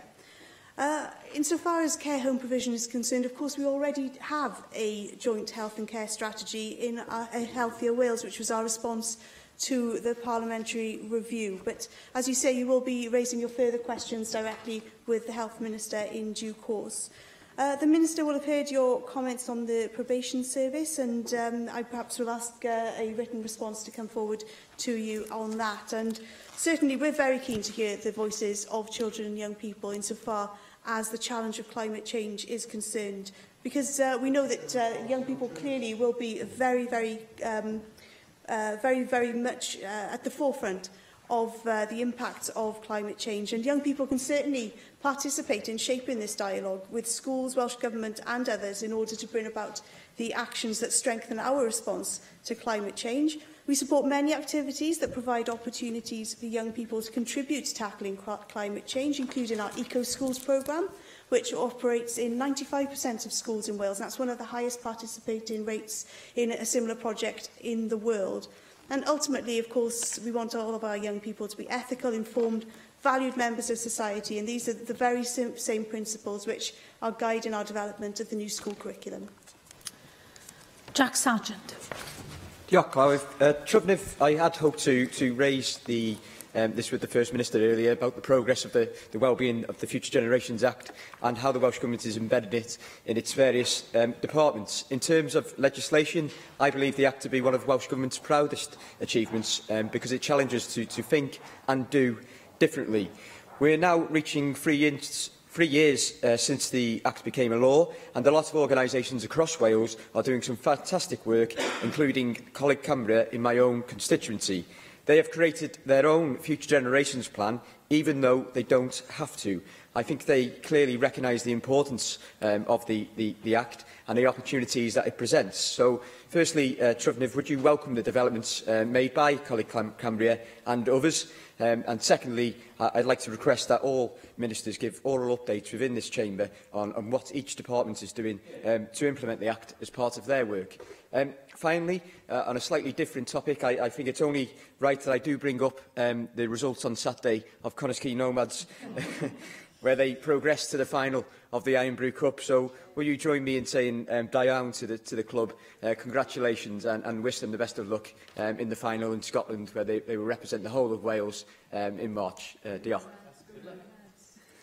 Thank you very much for raising those issues. And with regard to the first, being the Wellbeing of Future Generations Act, clearly this is something that I think we're all immensely proud of achieving here in Wales. And I am really delighted that Coleg Cambria and others have very much taken on board the spirit of that Act, even though they're not subject necessarily to the Act themselves. They are taking steps to work within the ways of working of that Act to ensure that what they do is, has a positive impact for the generations which will follow.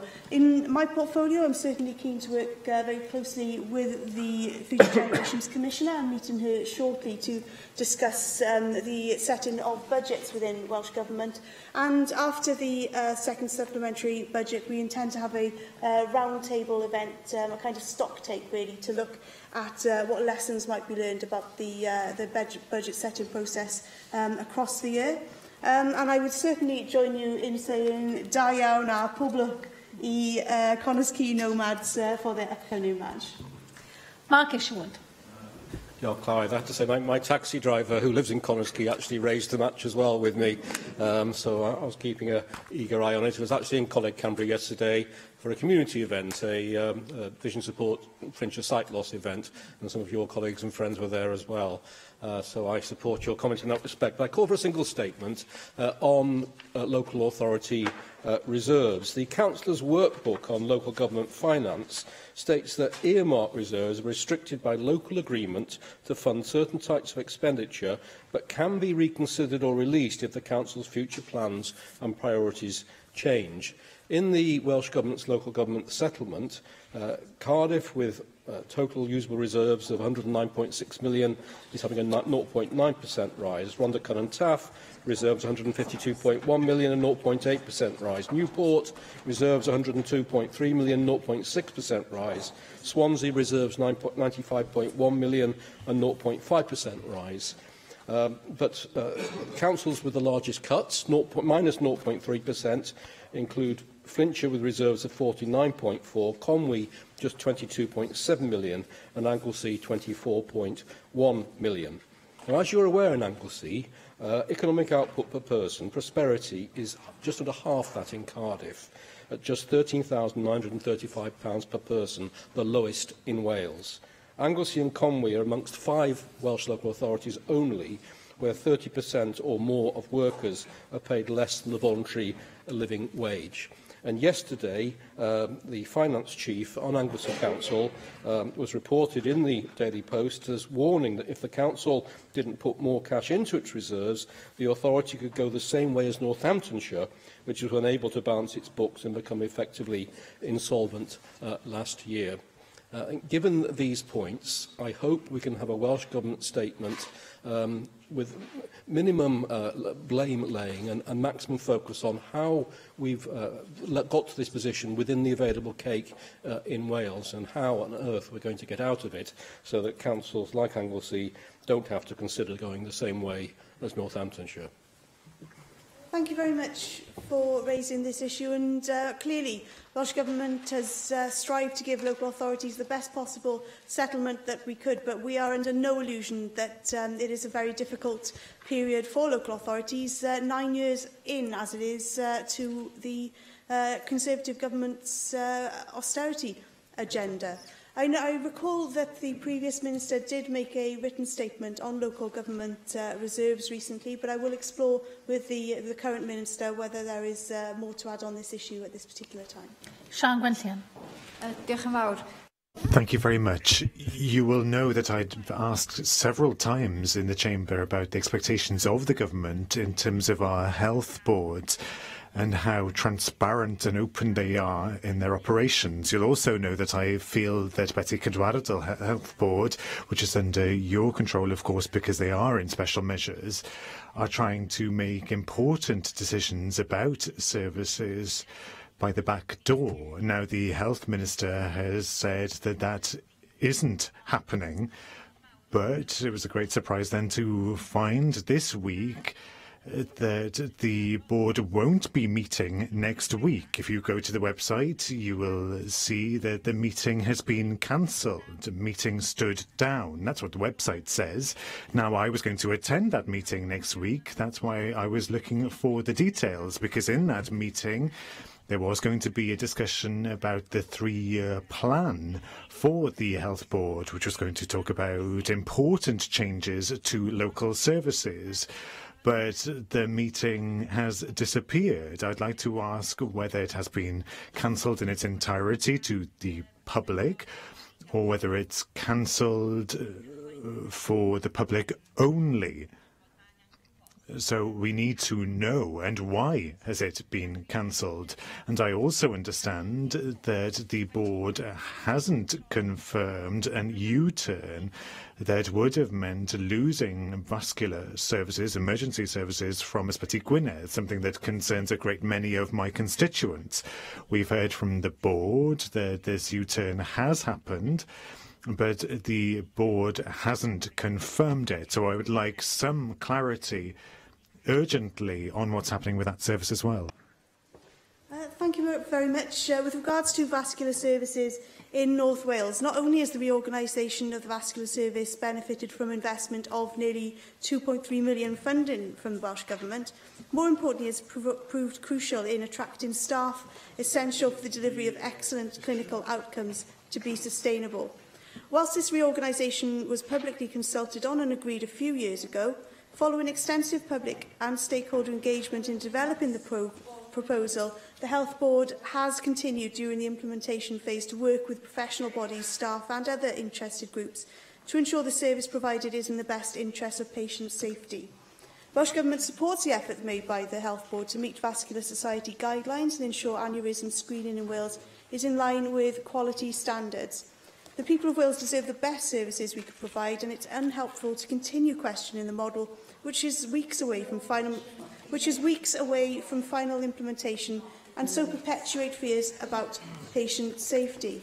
On the issue of why the meeting has been cancelled or whether it's not been postponed, I would suggest that's taken up directly with the Health Board, but you could also write to the Health Minister for further information. What's the point? Andrew Arty-Davis. Thank you, Presiding Officer. Organiser, could I have several statements, please? The first in relation to the cystic fibrosis unit at Landock Hospital. I appreciate that there's a business case that has gone into the Health Minister from the Health Board, but speaking to local practitioners in the cystic fibrosis unit there is concern that progress isn't as speedy as it should be. There's been great work going on the site there, huge improvements in patient outcomes, and it would be a welcome boost to the outcomes for patients and the clinicians who work on that site if a roadmap now could be laid out as to when the unit's improvements could be completed, and hopefully that won't be in the not too distant future.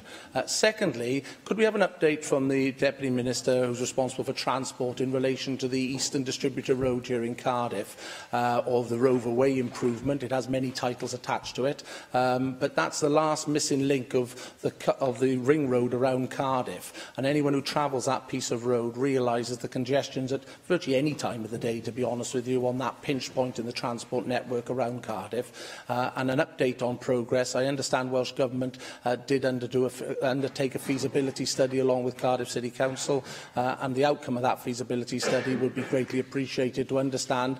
Will the Welsh Government be in a position to take any work forward in improving that real pinch point now in the transport artery around Cardiff?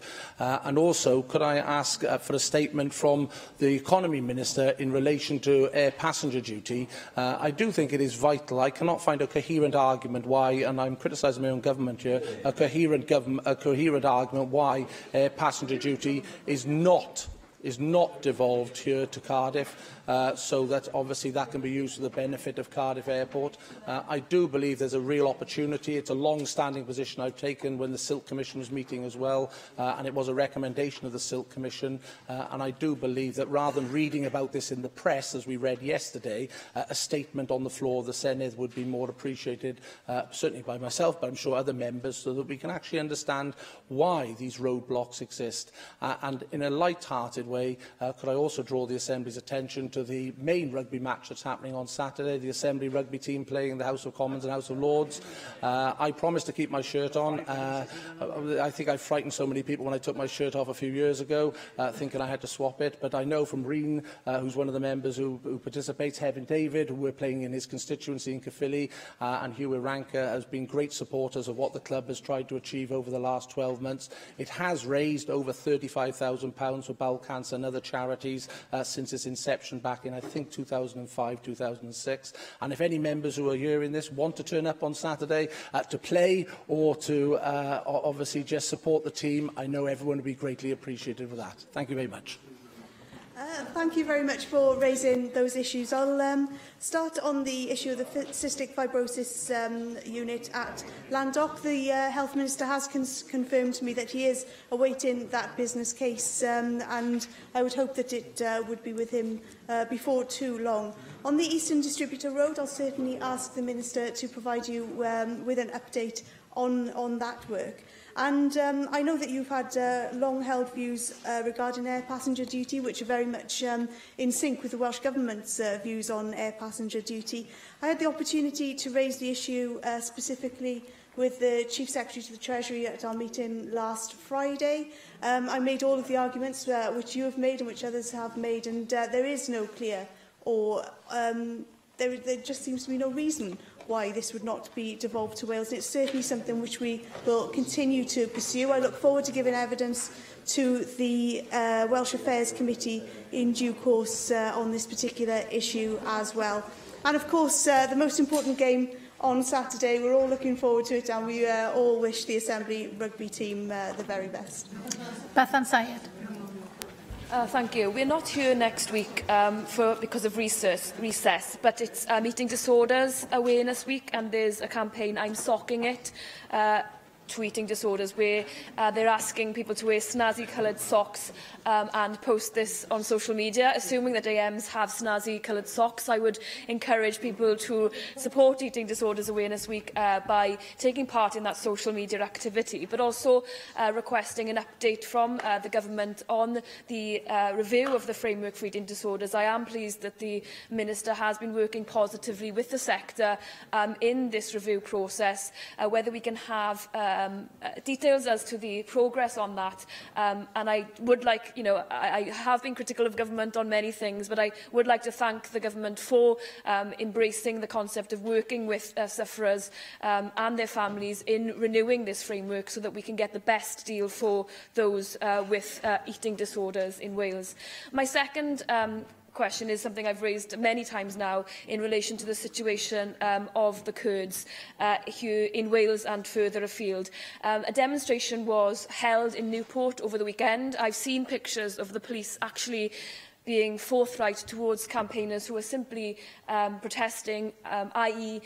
protesting peacefully, walking along the street, wanting to raise concerns about imprisoned Kurdish politicians that have been imprisoned by the Turkish authoritarian regime. I'm dismayed at the way that the police in this country have treated protesters, and I do believe that we need to have a debate on community cohesion, because I've also seen some comments on social media by people from Wales saying, well, if they want to campaign on these issues, they should go to Turkey to do so. Did they not realise, if they went to Turkey, that many of those, especially if they were women, that they would be imprisoned and beaten on the streets of Turkey because of standing up for the rights of Kurdish people and the politicians? So I would urge you to give us a statement here on what the police can do to have positive relations with the Kurdish community here in Wales, of which there are many, and so that we can ensure that we come to a peaceful settlement, political settlement. We know that there may be an imminent attack by Turkey on the Syrian-Turkish border, and we really do have to support the people, not only in this country, but show solidarity to those in Turkey who are from the Kurdish community and continue to do so. Thank you very much. I'll take that last point first. And just to confirm that the Minister for International Relations recently met with the Turkish ambassador and did raise this particular issue directly with him. Your point about community cohesion is an important one and a timely one. I think that we're all concerned about what we've heard about the increase in attacks on people for various reasons following the Brexit vote, and certainly it's something that we're very aware of as we prepare to leave the European Union. I'll certainly talk to my colleague to explore the best way to update on Welsh Government's actions in that area. On Eating Disorders Awareness Week, thank you very much for your comments about how Welsh Government has engaged with the review. I understand that the report has been received and it's currently being considered, and the Minister will provide a response to that in due course. And of course, I'd be happy to support your Snazzy Socks Eating Disorders Awareness Week event, and I look forward to seeing colleagues' Snazzy Socks. Neil McAvoy. Llywydd. Last week it was reported that Lucy Bagnall was struck off from being a social worker with immediate effect. She was found guilty on all counts by Social Care Wales. It transpired that Bagnall had lied about my constituent, and it's also alleged that a third party was told that a disputed care order will remain in place and the family will never see their children again. I'm calling for an immediate review and investigation by Bridgend County Council into the case. But I want a government statement about what the Welsh Government can do to help vulnerable families falsely accused in children's services reports. What mechanism allows families to seek recourse and correction of errors? Because I'm not aware of one which exists in Wales. Thank you for raising this issue, and obviously, as you say, you'll be raising the specific case directly with Bridgend County Council. I'll certainly suggest in the first instance that you write to the Minister with regards to your concerns regarding what support there might be for families who find themselves in situations such as the one which you described. Nick Ramsey. Diolch, Llywydd. Trefnydd, my constituents in Chepstow could only look on enviously last week as news reports of the newly opened Newtown bypass filled their TV screens, ably supported with interviews from Ken Skates and Russ George and others. And of course, we all welcome the opening of that bypass. It's been a long time in the making. However, as those news reports circulated, Chepstow was totally clogged up with traffic at that very point in time, a result of poorly planned roadworks on the M48 and the Severn Bridge, the latter due to the toll removal following the abolition of the tolls. Could I make my usual plea for a statement, an update on where we are in terms of achieving a Chepstow bypass, much needed for the town, but also could I add to that the need for far greater cooperation between the highway authorities in Wales and across the border in England. Those roadworks could have been better coordinated cross-border. We saw a lot of traffic leaving Chepstow and clogging up the minor roads because of the closure of roadworks on the M48 and the bridge at the same time. So I think that there was a way around that confusion last week that if we could solve those problems in the future, I know that my constituents in Chepstow would much appreciate it. So I look forward to statements from the relevant Minister. Thank you very much. And of course, the Deputy Minister will have heard your concern regarding a Chepstow bypass. But on the issue of far greater cooperation across borders, I think that is an important point which warrants some further discussion between Welsh Government and the UK Government in terms of how we can best ensure that traffic moves slowly and that lack of coordination and communication doesn't prevent that. Diolch, Trefnydd. Thank you, Trefnydd. The next item, therefore, is a statement by the First Minister on the latest developments in the UK Government's Brexit negotiations. I call on the First Minister to make the statement. Mark Rakeford. 8 days now to go until the UK leaves the European Union. We are no closer to a solution to the most pressing issue of our time. Last week, the UK Government failed to carry even a bland motion in the House of Commons because of the fanatical insistence of the hardline Brexiteers that no deal is an acceptable outcome.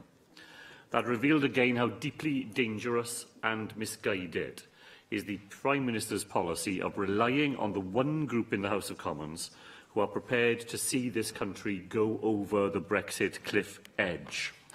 Their support, even if it could be secured, will never provide the reliable majority needed to take a deal and all its accompanying legislation through the parliamentary process. the Prime Minister's ill-fated approach further dissipates potential support at home and squanders the meagre residue of goodwill towards the UK in the rest of the European Union. It is surely clear that the Prime Minister must now switch to find a majority, which I believe is there to be found, for the sort of Brexit set out in the proposals we and Plaid Cymru published over 2 years ago, and which was reflected in the letter sent by the Leader of the Opposition to the Prime Minister last week. Llawydd, not one of the objections of the hardliners to the sort of economic relationship which we propose stands up to proper examination. First of all, the Conservative Party European Research Group say that they cannot contemplate membership of a customs union with the European Union. But a customs union is not an existential threat. It is a pragmatic necessity to preserve our capability to trade effectively on a global stage. Secondly, we are told that an arrangement of the sort we advocate would frustrate the UK's ability to strike new trade deals around the globe. Well, Llawydd, I set on one side the government's own economic analysis that even on the most optimistic assumptions, such deals would have only a marginal effect on our economy. And I don't even point to the abject failure to secure continued access to the 40 trade deals with 70 other European countries which we enjoy today through our membership of the European Union, let alone the new deals with Japan, Australia, New Zealand and Chile, which the EU has been negotiating while we have been preoccupied by Brexit. Our approach, Llawydd, does not end the ambition for the UK to enter new trade deals, as has already been set out by organisations such as the British-Irish Chamber of Commerce. There is an opportunity, if sufficient flexibility can be shown, to enable the UK to negotiate new trade deals alongside the EU. The alternative is the unfolding catastrophe of a no-deal exit. And I chose that word deliberately, Llawydd. The chaos has already begun, with investors pulling out and cancelling plans. This will get worse every day the uncertainty is allowed to continue. If we drop off the Brexit cliff edge, we risk not just the short-term shock it will bring, but the long-term undermining of our economic futures. Last week we learnt that in the event of a no deal, Ford would consider the future of its UK operations. This echoed the comments from Airbus last month. Today, we have the announcement from Honda, following Nissan's cancelled investment announced last week. What more does it take, Llawydd, to demonstrate the failure of this government to maintain a stable environment for international investment with the consequences that follows? We can no longer talk about the potential for Brexit to damage our economy. The damage is here, the damage is now, and every day of uncertainty further erodes the confidence of business investors, with the results passed on into the lives of working families here in Wales. Llawydd, you only have to talk to organisations that represent smaller businesses to hear that the fear of closure is on every high street and on every industrial estate and in every part of Wales and the United Kingdom. The British Chamber of Commerce has accused the UK government of leaving them hung out to dry in the event of a no-deal Brexit. And as the clock runs down, the jobs that are being lost now. Investment has slumped, and that despite the fact that many companies are stockpiling for the future. For the sake of that future, let the Prime Minister take the advice of this National Assembly. Take no deal off the table.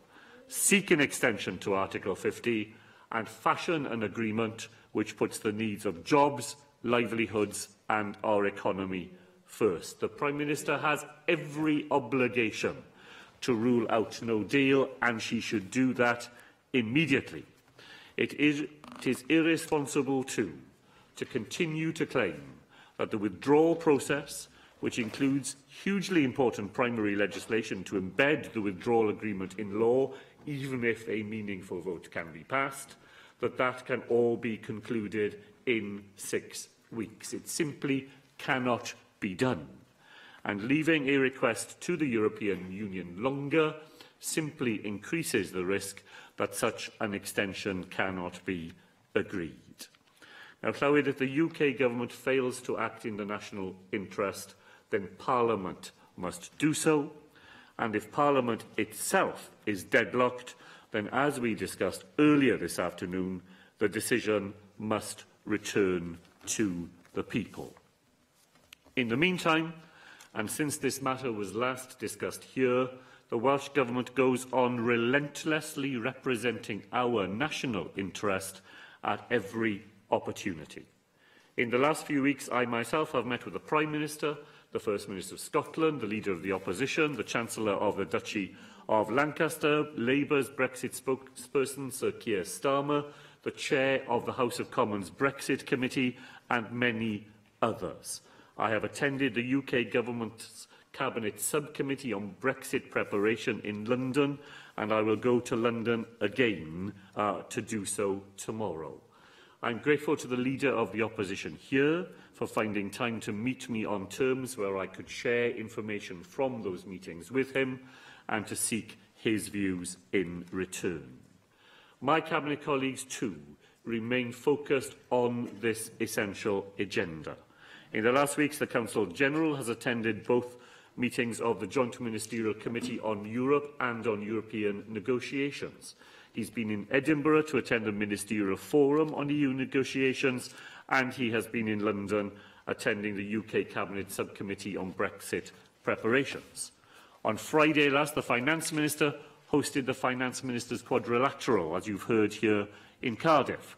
Eluned Morgan attended a ministerial quadrilateral on international trade yesterday in London, and Leslie Griffiths took part yesterday in an Environment Ministers' Quadrilateral. Here in the Assembly, ministers have appeared before the EAAL Committee and other subject committees to report on our actions and to be scrutinised upon them. Beyond the Assembly, we remain in close contact with the widest range of partners here in Wales. Last week, Ken Skates chaired a meeting of the Council for Economic Development to discuss Brexit preparation, and just today, the Health Minister has chaired a meeting of the Health European Stakeholder Group. Llywyd, the Welsh Government is committed to doing all we can to help prepare and mitigate the impact of leaving the European Union. The report of the Auditor General, published earlier this morning, points to the lead role the Welsh Government has taken in identifying and managing national and strategic risks, working with others inside and outside Wales to do so. The stark truth remains, Llywyd, that leaving the European Union without a deal poses a risk which cannot be mitigated but can be avoided. The Prime Minister must change course before it is too late for that to happen. Paul Davis. Diolch, Llywydd, and can I thank you, First Minister, for your statement this afternoon. Of course, it's absolutely critical that regular and productive engagement takes place in this Parliament to help prepare Wales in the hopefully unlikely event that we leave the EU without a deal. Therefore, it's vitally important, as I've said before, that Wales's leaders set aside their political differences and leave no stone unturned when it comes to preparing Wales for life after the 29th of March, and that's why I did accept your invitation to meet to discuss the implications of Brexit some weeks ago.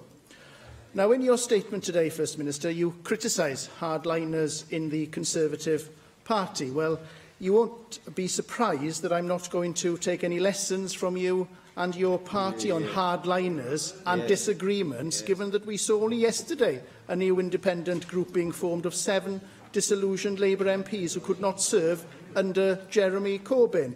They couldn't stay in a party with such uncertainty over the Labour Party stance on Brexit and indeed on so many other issues. And this hardly shows a united party. Now, I'd like to reaffirm the commitment. Which the Prime Minister has made regarding continuing to work hard with all parties to try and secure agreement so we can leave the EU with a deal which will work for everyone. And I'm now pleased that at long last the leader of the Labour Party has met with the Prime Minister and is engaging in this process. Now, I know that you would like to see a no-deal scenario off the table, First Minister. As I've told you before, I also want to leave the EU with a deal, but the only way you can ensure a deal is to encourage your colleagues to support a deal. So can you confirm today that if the Prime Minister is successful in seeking changes to the current deal, you would therefore encourage your colleagues in Westminster to seek to lend their support to that deal to ensure we don't leave the EU without a deal? Of course, I'm very concerned to hear that businesses are worried about Brexit's uncertainty. Naturally, like you, First Minister, I'm devastated to hear that Honda will be closing its plant in Swindon and the huge effect that that will have on Welsh suppliers. However, Honda has said that the decision was due to global changes in the car industry. So we have to be very, very careful when we use examples that companies' decisions are reported accurately. Now, all the businesses I speak to want a deal so they can plan for future years, and we owe it to businesses to work together and secure a deal. Now, First Minister, you'll be aware that the Prime Minister has negotiated a particular deal with the EU which does include a 21-month implementation period when all trading rules would remain in place. This would give clarity to businesses, and this needs to happen. I know you will again be meeting the Prime Minister tomorrow to hold further discussion. So therefore, can you reassure us that you will represent businesses appropriately and accurately, given that many businesses have continuously supported the Prime Minister's current deal?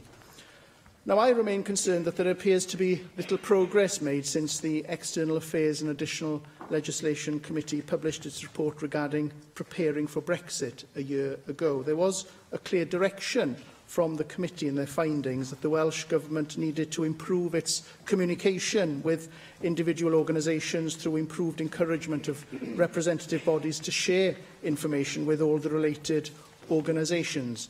And it's hugely important that public services in Wales receive more information to effectively prepare for Brexit. And First Minister, you told me last time I asked you about this that a lot of work has been done. However, the Wales Audit Office report into Brexit, which is referred to in today's statement, confirms that only a minority of councils have clear plans to deal with the risks that they have identified. In this report, concerns have actually been expressed about a lack of capacity in public services to manage Brexit, which is also having a significant knock-on impact on other service areas. In the circumstances, how do you as a government respond to these specific concerns, and what measures are you now putting in place to support these vital services going forward? And therefore, in closing, Llywydd, can I thank the First Minister for his statement today. Time is, of course, now of the essence, and so can I reiterate once again that my colleagues and I are committed to working where we can with both the UK Government and the Welsh Government on behalf of the people of Wales. Llywydd, diolch yn fawr i'r adroddiadau sylwadau. Thank you very much to the member for those comments and questions. The reason why we decided to bring forward this statement today was because we didn't want the Assembly not to have an opportunity to discuss these vitally important matters in advance of the recess. And I acknowledge what the member said in opening about the need to make sure that there is full engagement here in this Parliament. I disagree with the member on a number of points, and I'll deal with those briefly before going on to deal with some of the things where I think there is agreement between us.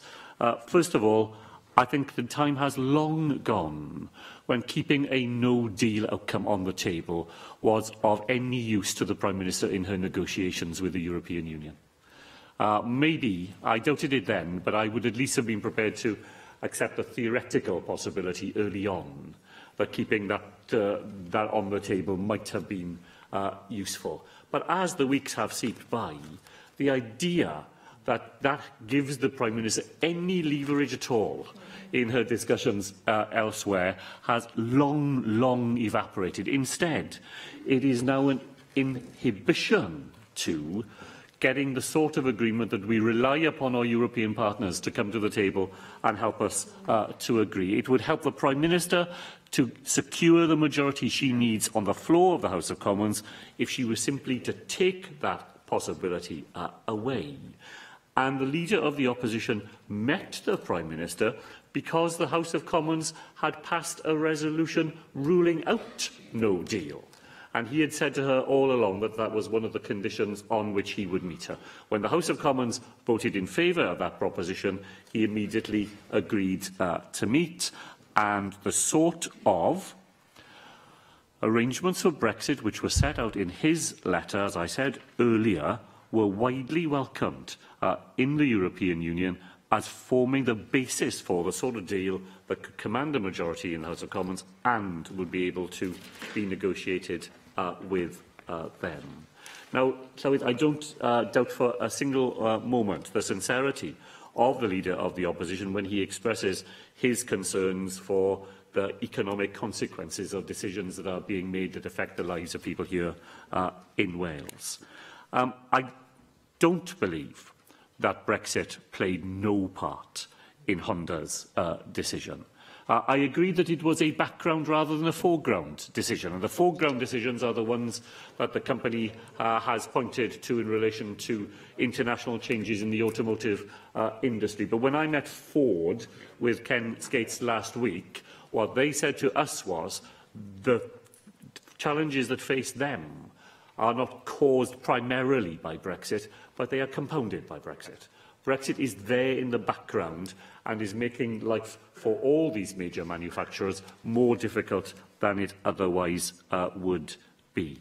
Of course, I welcome the fact that the Prime Minister has agreed to an extension, a transition period, if her deal can be secured, because we argued for that from the very first meeting we held with members of the UK Government after the referendum of June 2016. And I will certainly represent the views of Welsh businesses. It's amongst the most powerful things that I'm able to do in meetings with UK ministers is to pass on to them the views that Welsh businesses have directly passed to us.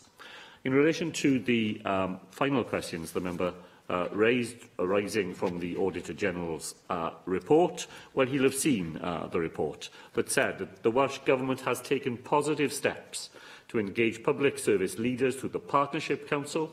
We held a special meeting of it on Brexit in January. We continue to engage with local government leaders and others. I have some sympathy for them, Llywydd. Here they are, hard-pressed, as we hear around this chamber, week after week, with members here wanting more to be spent on frontline services, as do we, and now being asked to take money away from those services to prepare for an eventuality which they bitterly hope will not take place.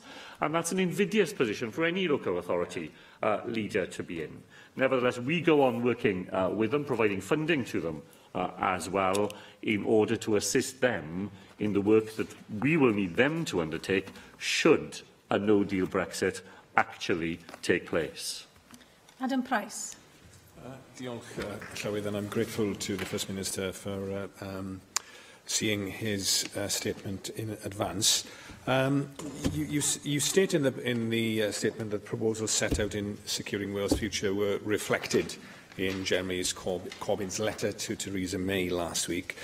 But that isn't exactly the case, is it? I mean, I quote Securing Wales' Future. The EU Customs Union delivers benefits for Welsh business. We believe at this stage that remaining part of the EU Customs Union, including for primary agricultural and fishery products, remains the best position for Welsh and UK business. What Jeremy Corbyn calls for is a permanent and comprehensive UK-wide customs union that would include alignment with the Union Customs Code, a common external tariff, and agreement on commercial policy that includes a UK say on future EU trade deals. Now, that's not the EU Customs Union as we understand it, certainly, and indeed that proposal is currently impossible and legally under EU treaty law. So would he accept, and you know, on the single market as well? I mean, the agreement that we negotiated between our two parties was we preferred membership, you preferred participation, but essentially it was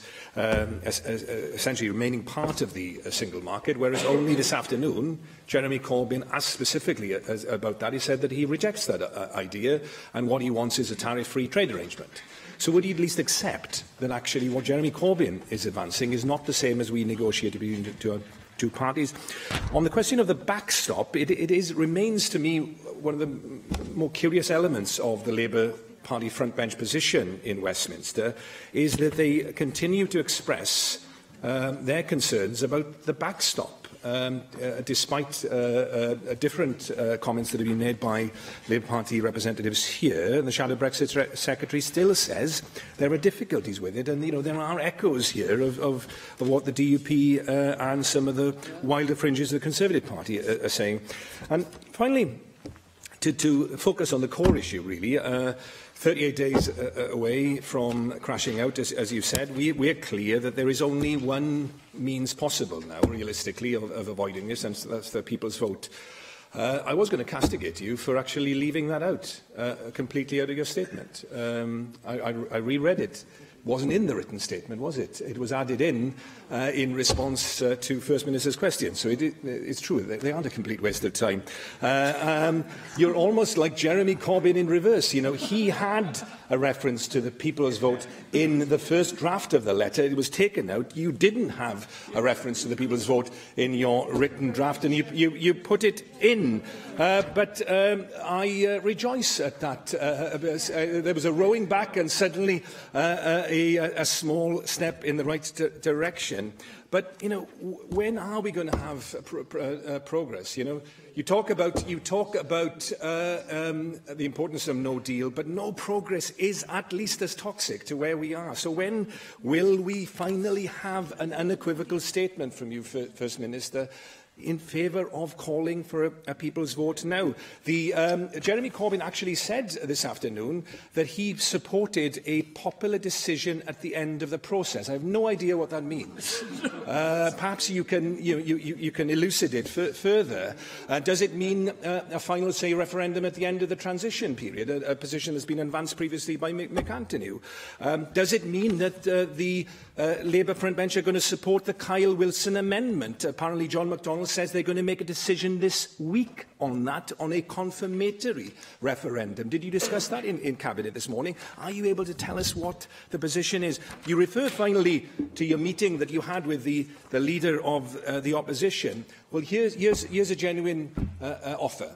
Why don't we meet together to start the preparations, the immediate preparations that we've called for the people's vote? Why don't you and I meet together to start the preparations, not just for calling for that referendum, but holding it and winning it here in Wales?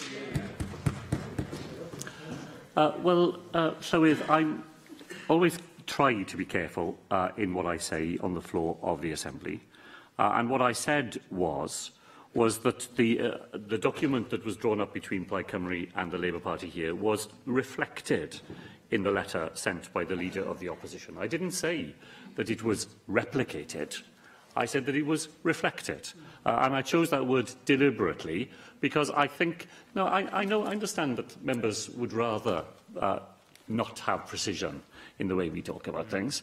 But when I used the word reflected, I used it because the broad thrust of the things that we discussed here, I think, are reflected in that letter. It's not a replication, it doesn't cover it in every detail, but we said here that membership of a customs union was vital to Welsh businesses, and a customs union is confirmed in the letter that was sent by the Leader of the Opposition. We have said that full and unfettered access to the single market is important. I believe that that is reflected in the letter sent by the Leader of the Opposition as well. So, I think it is better that when we see steps being taken in the direction that we would like to see things taken, that we welcome those things and that we try and find ways of assisting in that process, rather than, as I sometimes think we see, a sort of exegetical fascination we're trying to find minor gaps between what is said in one statement and another, what is contained in one letter and a document. It's completely lost in anybody outside this chamber, believe me.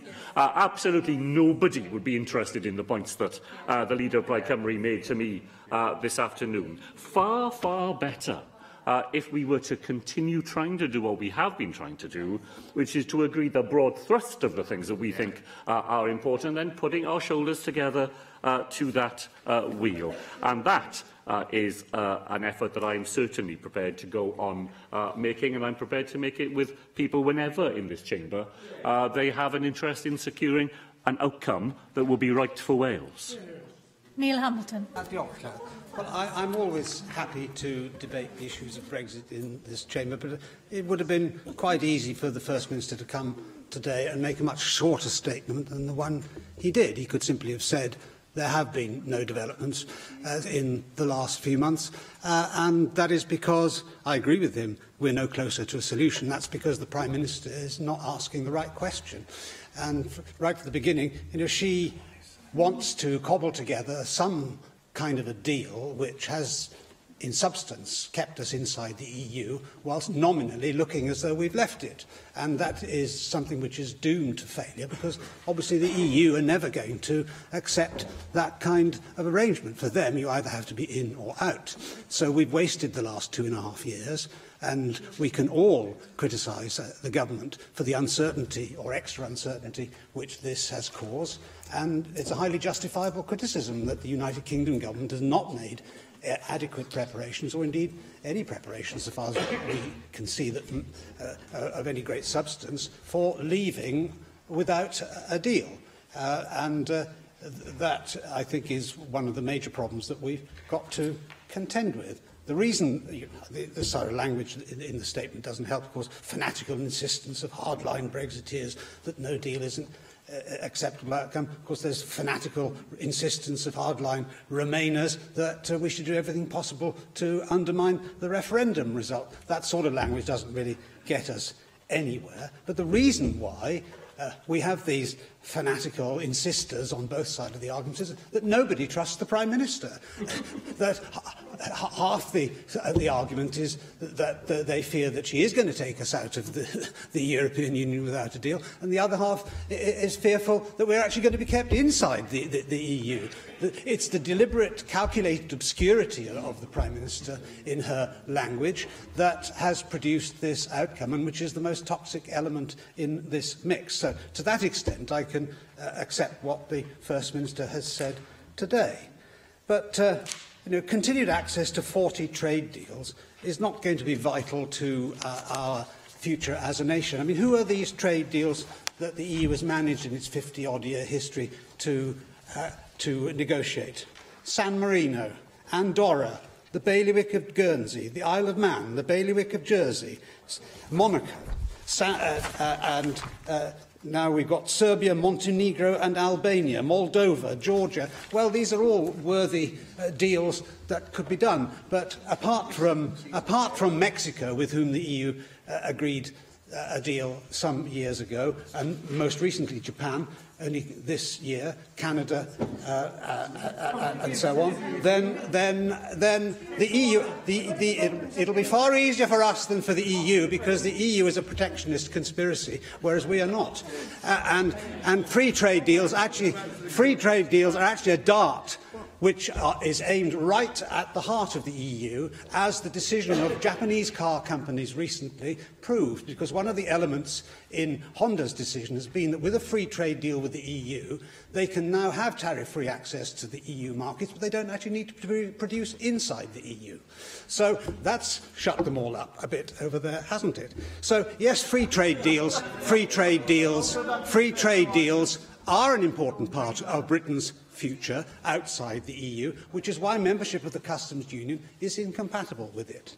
Now, from the First Minister's statement today, you would think that the whole British economy is, to use his phrase, going over a cliff. But latest ONS market data published this week show that in the last quarter of 2018, 167,000 more people have been employed. That's 440,000 more people in work in the United Kingdom in the course of the calendar year 2018. Employment rate, therefore, is the highest ever. 60,000 fewer people in zero-hours contracts. The lowest unemployment since 1974. Unemployment fell 100,000 in 2018. Wages have gone up by 3.4%, 1.3% in real terms. And yet, when the referendum result was announced, and indeed before it, the predictions were that the whole economy was going into a black pit. And the predictions of the Treasury at the time were that unemployment in Britain would be 500,000 to 800,000 higher than it was in May 2018. So much for the Treasury forecasts, which are no more than political propaganda by our arch Remainer, Chancellor of the Exchequer.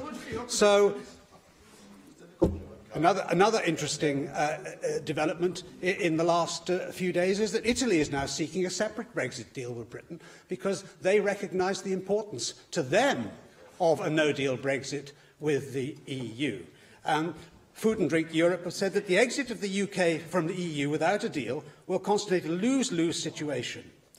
And for the entire agri-food chain, the impact will be immediate and harsh.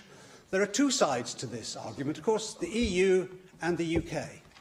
The UK has said right at the start, and indeed Mr Tusk said right at the start that he wanted to offer a free trade deal with the UK. The Prime Minister has refused to take up that option, and the intransigence of Juncker and Barnier, on the other hand, has kept this solution away from the negotiating table. That is the way forward for Britain.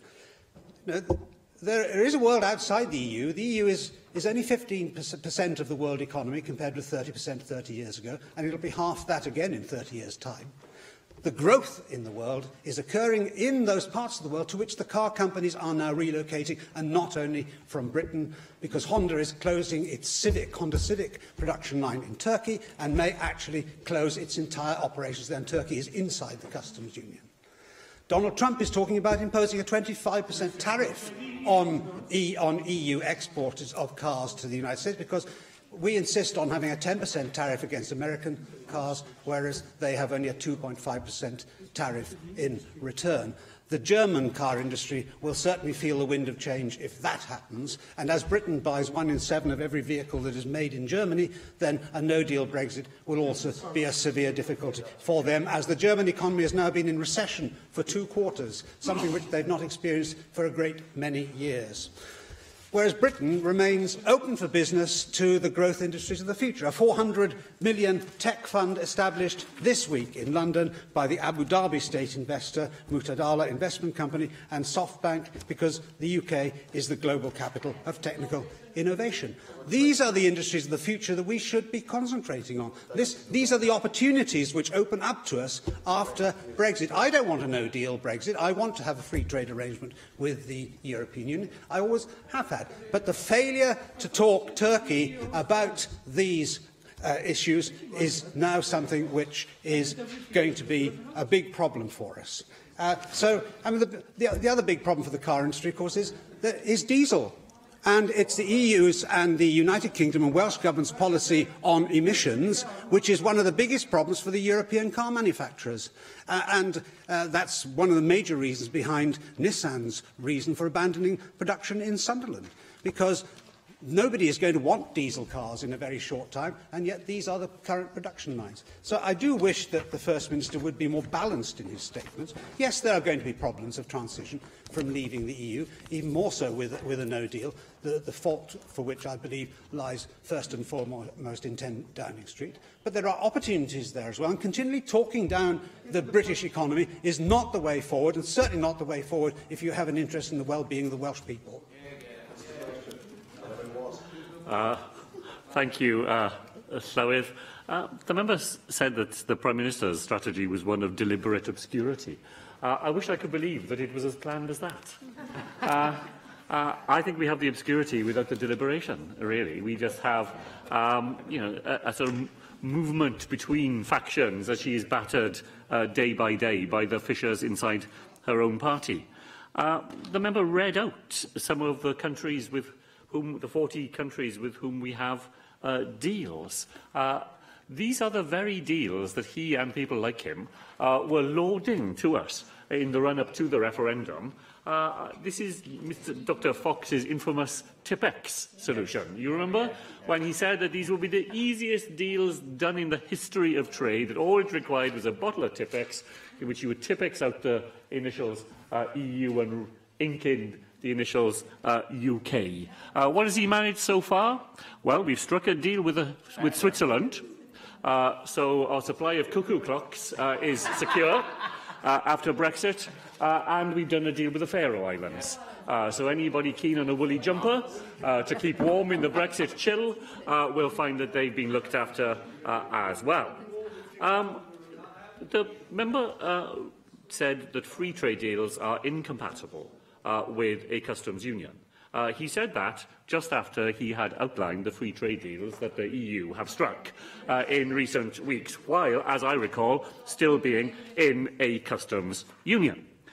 He said as well that everything in the UK economy is going swimmingly, despite the fact that the Bank of England figures suggest that the UK economy is 2% smaller today than it would have been if we hadn't had a referendum, and that families in Wales are each £800 worse off as a result of that decision. He strikes me, as ever, Llywydd, as the captain of the Titanic. We set sail as fast as we can towards the iceberg, pointing out that there will be some problems on collision. There will be some problems on collision, but the iceberg will be jolly sorry. That the European Union will be sorry for the harm that all this is doing to them. We here will be members of buccaneering Britain, the fantasy land of the Brexiteers, in which, free of the restraints that have caused the European Union economy to be such a success for 40 years, we will be able to go it alone and cut it alone. It simply does not bear any relationship to the realities of a globally integrated economy and harks back to a set of circumstances which simply don't pertain today and certainly will not pertain if we crash out of the European Union. Diolch i'r Prif Weinidog. Thank you, First Minister. The next item is a statement by the Minister for Health and Social Services, an update on the Transformation Fund. I call on the Minister, therefore, Vaughan Gethin. In 2016, the four party groups in this Assembly agreed to establish a parliamentary review of health and social care in Wales. The report of the parliamentary review was published in January 2018.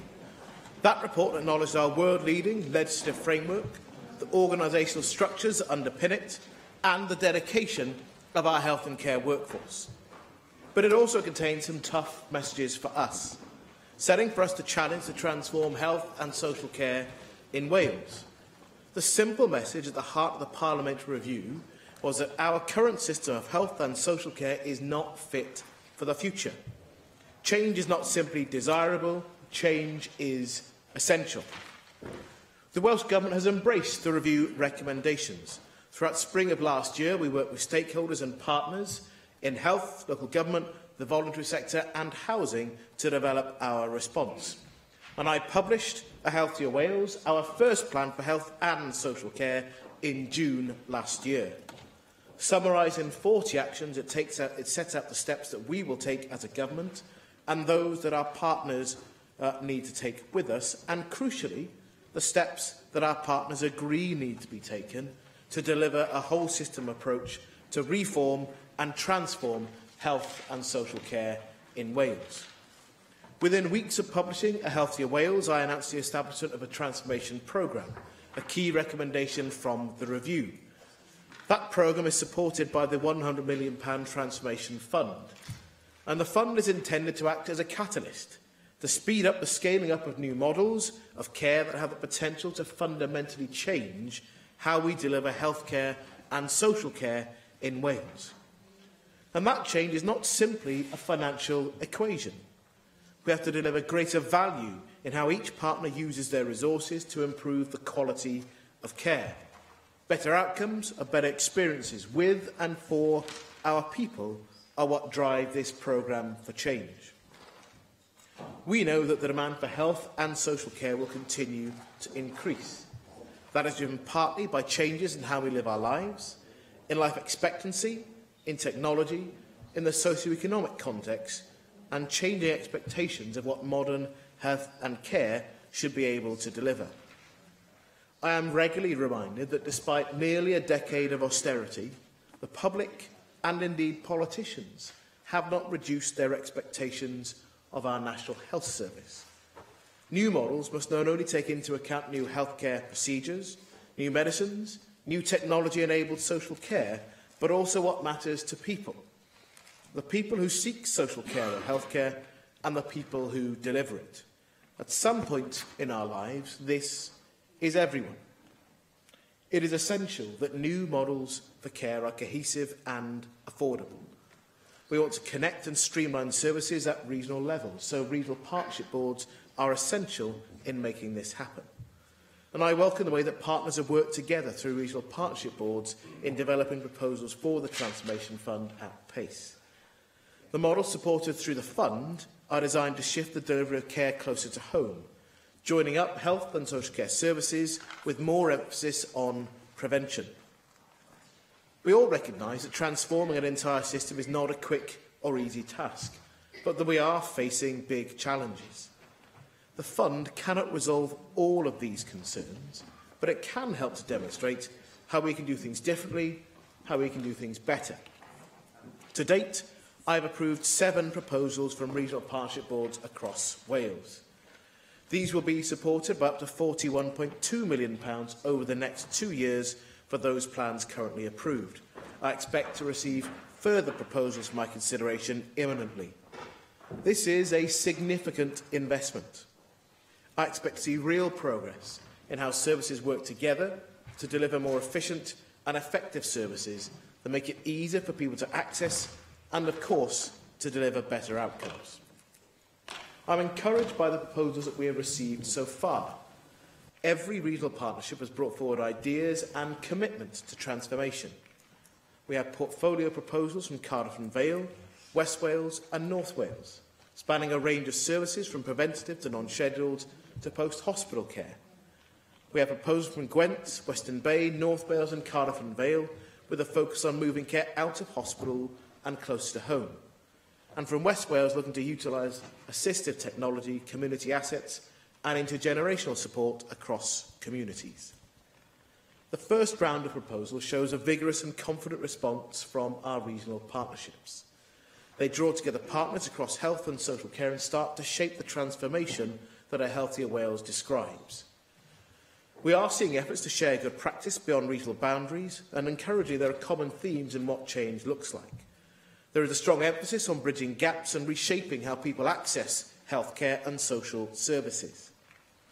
And workforce development is a strong theme in the proposals, reflecting the focus on people which runs through a healthier Wales, including the quadruple aim. Without the dedication of people working in frontline health and social care services and in the third sector, we cannot achieve the essential transformation that is required. To ensure that we stay on course, we are evaluating and challenging ourselves as the transformation programme develops. A recent rapid review that we commissioned into the scale and spread of the proposals that we have funded through the Transformation Fund has been encouraging. It's important that emerging new models are evaluated as they develop, so that the most promising approaches can be scaled up for wider adoption across Wales. We are working with partners to develop a set of national indicators that will support this aim. I'm confident with the continued support and goodwill of our partners, we can deliver the change that we all recognise is needed and needed now. Our challenge is to ensure that there is real transformation and that we avoid the temptation to focus only on the most pressing needs. Looking beyond immediate and pressing needs requires extra effort, and it can only be achieved if we work in partnership. So the role of regional partnerships will continue to be crucial, as they provide the vehicle for leaders in health and social care to work together with others to plan and deliver services that meet the needs of local populations. Just over a year after the Parliamentary Review was published, our Transformation Fund is already making a difference. Each new model that is supported could help to shape and transform health and social care in Wales. What is even more important is that we've begun to change and improve relationships across health and social care with a greater sense of shared ambition. That goes well beyond the Transformation Fund, and it will require both goodwill and leadership to maintain that approach and deliver the change that is needed. We still have much to do. Thank you. Dan Miller. Thank you, Deputy Presiding Officer. And can I thank you, Minister, for an advance copy of your statement this afternoon. I'm very pleased to see that cash is being invested in transforming our health services here in Wales. We know that we are behind in some respects some other parts of the UK in terms of taking forward particularly closer working between health and social care, but it is encouraging that we're finally investing in these newer models of care in order to get improved outcomes for our patients. The cash, though, that's been spent so far is a bit of a drop in the ocean as far as the overall health budget is concerned, as we all know. So I think the expectation that you have about this being a catalyst for significant change over the course of this Assembly perhaps is a little bit too ambitious. Now, I note that you said that you have already approved 7 proposals, and I think that that's good. I think the last statement, only 2 had been actually confirmed at that time. Can you tell us, have all of these now commenced?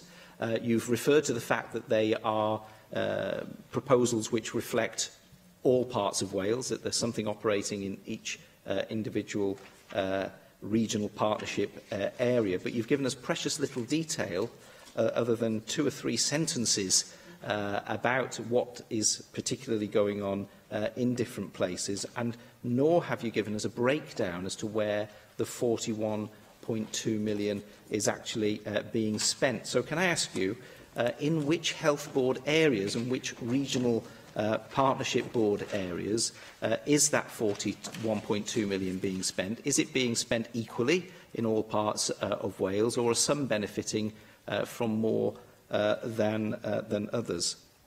I also wonder, in particular, what is new about the cash that's being invested? Because from what you describe, for example, the use of assistive technology, community assets, intergenerational activity, some of the preventative work that's going on, non-scheduled post-hospital care, a lot of that is going on anyway in our health board areas, and quite rightly, they ought to be investing in these sorts of things because there's a saving to be made further down the line. So how can you be sure that these are projects which are adding value to the work which is already going on in our health board areas, and not simply supporting those health boards who perhaps may be a little bit lazy about transforming the services in their own areas? You've mentioned workforce planning or workforce development being a strong theme. Pleased to hear that, because we know that we've been abysmal here in Wales when it comes to workforce planning, whether that's the nursing workforce, the midwifery nurse workforce, GP workforce. I mean, I raised earlier on the fact that you're turning people away who want to train as GPs and come to work in Wales. I mean, it's absolutely balmy, to be honest, that you're not simply just creating more training places to fulfil the need that we have in Wales in terms of the shortages that we've got in some of these disciplines. Can you tell us precisely how many additional staff you expect might be recruited and developed as a result of the proposals which are currently being implemented? You haven't either given us any indication as to what the split of investment is between social care, community care, primary care, secondary care. I mean, we know that when you invest in primary care and community services, that tends to take the pressure off secondary care, which can often be more expensive. So where is this cash aimed at? Is it in the hospital end of care, or is it in that primary and community care, which I think is where it may need to be focused? You made reference to the rapid review, which you've undertaken into the scale and spread of the proposals. You said that the outcome of that rapid review was encouraging. Can you publish the details of the review? Can you tell us a little bit about how you went about conducting the review to test what was going on the ground? I know it's early days for some of these projects, but some have been going for quite a while now, and I think we ought to be able to see pretty quickly whether they are going to be things which have legs or not, and which can be spread in terms of their practice across Wales. You also made reference to the goodwill of partners in delivering the change that is needed. Now, I know that there's been some good and very positive engagement with partners like St John's Ambulance and the British Red Cross of late, and that's work which I applaud, which has been going on in different parts of Wales. Can you tell us whether these partners, particularly third sector partners, are actually engaged in any of these projects, and if so, in what way? Because I think it would be good to know whether you're building on what clearly has been, certainly from my impression, a great deal of success with the British Red Cross up in North Wales. I think that they're all the questions that I have for the moment, Deputy Llywydd, but I do want to say that we welcome this investment. We do welcome the shift in the right direction, but I do think we have to make sure that this is investment which is being put in the right places and not simply replacing investment which should be in place already and the work that should be underway already in our health board areas. Thank you for the largely constructive approach to the, I think, 6 or 7 areas of questions. On your first point, saying we're behind some UK areas in health and social care working together, we're actually ahead of others as well. It was a fact that was acknowledged by Stephen Dorrell, a former Conservative Health Minister, now the chair of the NHS Confederation. When he came to the Welsh NHS Confederation dinner, he acknowledged that the NHS England plan talks about needing to have that much greater, more integrated relationship, but he acknowledged that we're further ahead in that journey here in Wales. We're not always very good at getting, if you like, network news acknowledgement of what we're actually up to here in Wales. But across health and social care within the UK, there is real interest in what we're doing.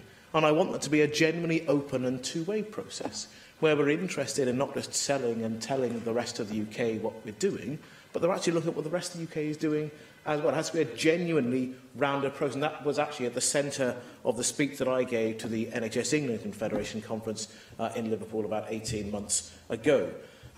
In terms of where we are with the bids, well, we've confirmed each of those 7 areas, and it's now for partnership boards to deliver against the bids that they have submitted.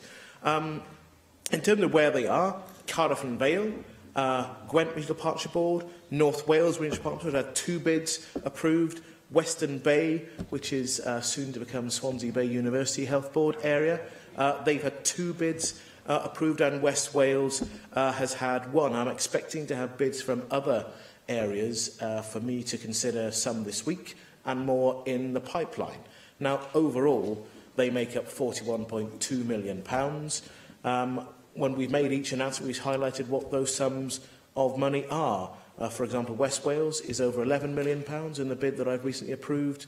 Gwent, the headline was £13 million. They're looking to reprofile that, but not to remove the scaling or the shape of the ambition, and others of varying amounts. Now, the point is, I don't want people to get lost in money as if this is only being allocated on a fair share basis for each area, because the money for each of those bids is predicated on what they contain and what's required for each of them. So your point about staff numbers, well, the bids are not predicated on staff numbers to be supported by the bids. It's how we transform the model of what we're delivering rather than talking about staff numbers. And so the spend depends on the agreed bids and the staff numbers depend on agreed bids as well. But crucially, this is about how you transform what comes. So it's about what comes at the end of each bid, because this is a limited programme in the sense that there is a time frame to it.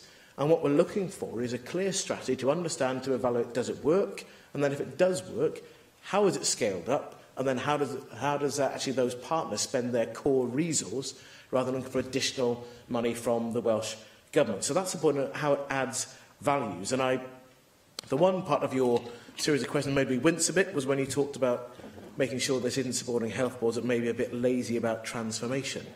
I don't think that's a fair or a helpful description of any particular health board or indeed the regional partners. And we've deliberately set this out as bids that have to be supported by the whole regional partnership board. So it isn't just a health-led transformation programme, it's generally about health and social care together. So health, local government and their partners in the third sector sit around those regional partnership board tables, and within a period of a few weeks, housing will be there on a regular basis as well. And the point is that they have to follow the design principles that we have set out in guidance. And so that does look at how you add value. It must be about being generally transformative and having the real potential to be scalable rather than a micro project that everyone who lives around there will talk about but has no prospect of working across the whole system. And I've previously made clear that the primary and the partnership between health and social care is the area where I see this fund making the biggest difference. So I'm not looking for projects to transform within hospital-based services. It doesn't rule out, says no hospital-based service may apply, but the biggest aim and value and gain to be made is in that partnership with the primary care and the partnership with social care. And in terms of the review, it's an independently commissioned review. It's been shared with the Transformation Panel. There's a range of external actors outside government as well. It's got pointers about what we can do to improve where we are, as well as the areas where we're working well. And I'm happy to share key messages with that. It may be helpful if I write to members as we get through having made the next round of announcements to give some of the headlines about that independent review, and I recognise the chair of the Health Committee and others are in the room, and to share that with those key messages with members of the committee and some of the points about where we are currently in the Transformation Fund and more broad on delivering healthier Wales as well. I'm fully expecting to be invited to the committee at some point to explain where we are and where we're not. On third sector involvement, that is for regional partners to determine. I'm not going through each bid and saying that I expect a certain sum to be allocated to a third sector partner. I am well aware that on a range of the bids delivered, it will involve the third sector not just in agreeing what happens, not just the third sector partner around a regional partnership board table, but more broadly than that, actually the delivery of it will require the third sector. And that will vary from each partnership board, depending on the bid that it is and the area of transformation they're looking to deliver. Helen Mary-Jones. Thank you, Dr Clewydd. I'd like to welcome the Minister's statement and to reiterate my party's support for the Transformation Fund. It is a bit like taking a tugboat to try and turn, one tugboat to try and turn around the Titanic, but the Minister's acknowledged that, and this is all about identifying good practice.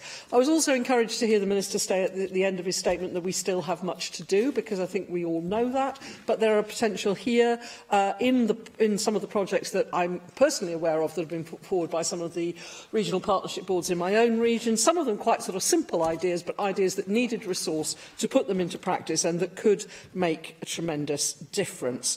The Minister is right, of course, when he says that it is a challenge for service providers, especially in difficult times, to look beyond immediate and pressing need, and the Transformation Fund, I do accept, has given them an opportunity to do this and to look at working together in a new way. I'd like to ask the Minister some specific questions, and the first one is about how much of the 100 million has actually been committed up to now. The Minister mentions 41.2 million in his statement to us today. It's my understanding in the papers that have gone to, very grateful to the Welsh Government for providing papers to the Health Committee, that a figure of 65 million has been mentioned. Now, it may be that those are projects that refer to that may refer to projects that the Minister is expecting to sign off. It's already mentioned later this week, but it would be useful to have some clarification there. I have to say that if it is the 65 million, I'm very pleased to hear that, because I think the Minister would be right to believe that the faster we get the money out of the door, the faster we get the projects in action, the faster we can learn from them. But I would welcome that clarification. Now, it's clear from the Minister's responses to Darren Miller that we haven't yet had bids from all the regional partnership boards. Again, the Health Committee papers refer specifically to nothing yet being agreed for Powys. Now, obviously, as one of Powys's representatives in the Assembly, this is something of a concern for me. So I wonder if the Minister can tell us a little bit more this afternoon about what steps he and his officials are taking to make sure that there are bids in from boards all over Wales. I completely understand the points that he's made to Darren Miller, that this is not some sort of tick box exercise, that it doesn't mean to say we spend this much money here and this much money there and this much money there. That wasn't the intention of this fund, and we all supported that. But I would would personally be very disappointed if we reached a point when there wasn't at least one potential project everywhere in Wales. And I would associate myself with what the Minister has said. I'm sure that those working hard to deliver our services and working in the regional partnership boards do want to really use this money to the best effect. But it would be a great pity if there was any community in Wales that didn't have some potential benefit. If I can refer then to the regional partnership boards, and it's obviously they're going to be continue to be crucial in rolling this work out, can I ask the Minister to tell us a little bit more about how he and his officials monitor the performance of the regional partnership boards? I've had particular concerns raised with me about accountability, because obviously you have people from all these different bodies coming together. How are they accountable back into the communities that they represent? So I'd be interested to hear a little bit more from the Minister today about the guidance that's provided to boards in terms of how they relate to their local communities. If I can refer then again to the whole area of scaling up the projects. So the Minister has referred in his statement and has said a little bit more in response to Darren Miller about the rapid review. I'm pleased to hear that that was independent, and look forward to the Minister writing to us with some more details about what that found. But at the same time, the Minister's statement talks about developing a set of national indicators. So could the Minister tell us today a little bit about what were the criteria used by the rapid review? If we haven't yet got the national indicators, and I very much welcome the fact that partners are being involved in this process, on what basis was the rapid review making its judgments about what's been achieved so far? The £100 million is very welcome, as I've said, but it's a very small sum compared with the £7.5 billion total health and care budget. And I hope the Minister would acknowledge that we have historically in Wales suffered a little bit from projectitis, that we have good ideas that are tested, that they prove to work, and then get lost when the grant funding ends. Now, I know it's not the Minister's intention that this should happen with regard to projects funded by the Transformation Fund, but can the Minister tell us a bit more about how he intends to ensure that this projectitis, the good project that disappears when the money is gone, is not going to be the fate of some of the very positive work that can be funded by the Transformation Fund? And can he outline for us today the process he will use to ensure that the successful projects this time are actually scaled up, and that we don't find ourselves again in 5 years' time saying, well, no, that worked very well, but for whatever reason, we didn't make that work across Wales. We are, of course, a country of very varied communities. Things won't always work from one place to another. But the whole purpose, as I understand it, of the Transformation Fund is to provide good practice that can be scaled up. And I think it's crucial that this chamber understands how the Minister is going to make that happen. Minister. Thank you for the questions across a range of areas. The £41.2 million is the figure for the 7 bids that I referred to. The larger amount that you refer to is the potential in the bids that have already been received that I am looking forward to reviewing over this week. Is my ambition. I would like to make choices on those to allow people to get on with delivery. There are other bids in the pipeline, and I am happy to reassure the member and the chamber and anyone watching that I confidently expect every single regional partnership board within the country to have a bid within it. Absolutely. That includes Powys, it also includes Cwmtaf. Their bids are in discussion with officials, so they are at an advanced stage as opposed to a thinking, pondering and considering stage. And actually, being in a position to start making announcements as I was in the autumn was helpful about generating pace in other parts of the country. Nobody wants to be seen to be left behind, but also about the sharing of the information, the areas that are being covered as well at the outset. And more than that, our plans to share evaluation and learning through this process as well. So as we go through, the learning will be iterative as well, and I want to make sure that it's deliberately plugged in. So that's the part of the point about having the rapid review, is to make sure that we can understand both against not just the evaluation priorities within each bid, but also the policy priorities within Healthy Wales and the design principles we set out to make sure that we're actually, in having an external review, and whether actually approving bids that actually are true to the policy priorities and their design principles we set out. On partnership boards and their links to local communities, I think we're straying slightly from the Transformation Fund, but of course local government members have their own mandate and their own democratic mandates to undertake their functions. We agreed in the Social Services and Wellbeing Act to create regional partnership boards, to try to draw people together. So we decided as a national institution to create that structure, and some of our challenges now about how we regularise the different partnerships that we have and making proper use of them. So they're a forum for people to make sure they agree on what they should do and then to go ahead and deliver it. And we have varying local, regional and national accountability mechanisms for that, including, of course, the conversation we are having in this chamber today. The Transformation Fund, as I set out on a regular basis, is not so much about the use of the 100 million. I really do try to avoid getting drawn into the shares between different partners in different parts of the country. The 100 million is a catalyst. It is a way to design and deliver the future, to draw together the best ideas to have the most transformative impact. And it's at least as much about having our health and social care system see together a level of ambition and to recognise what they can do.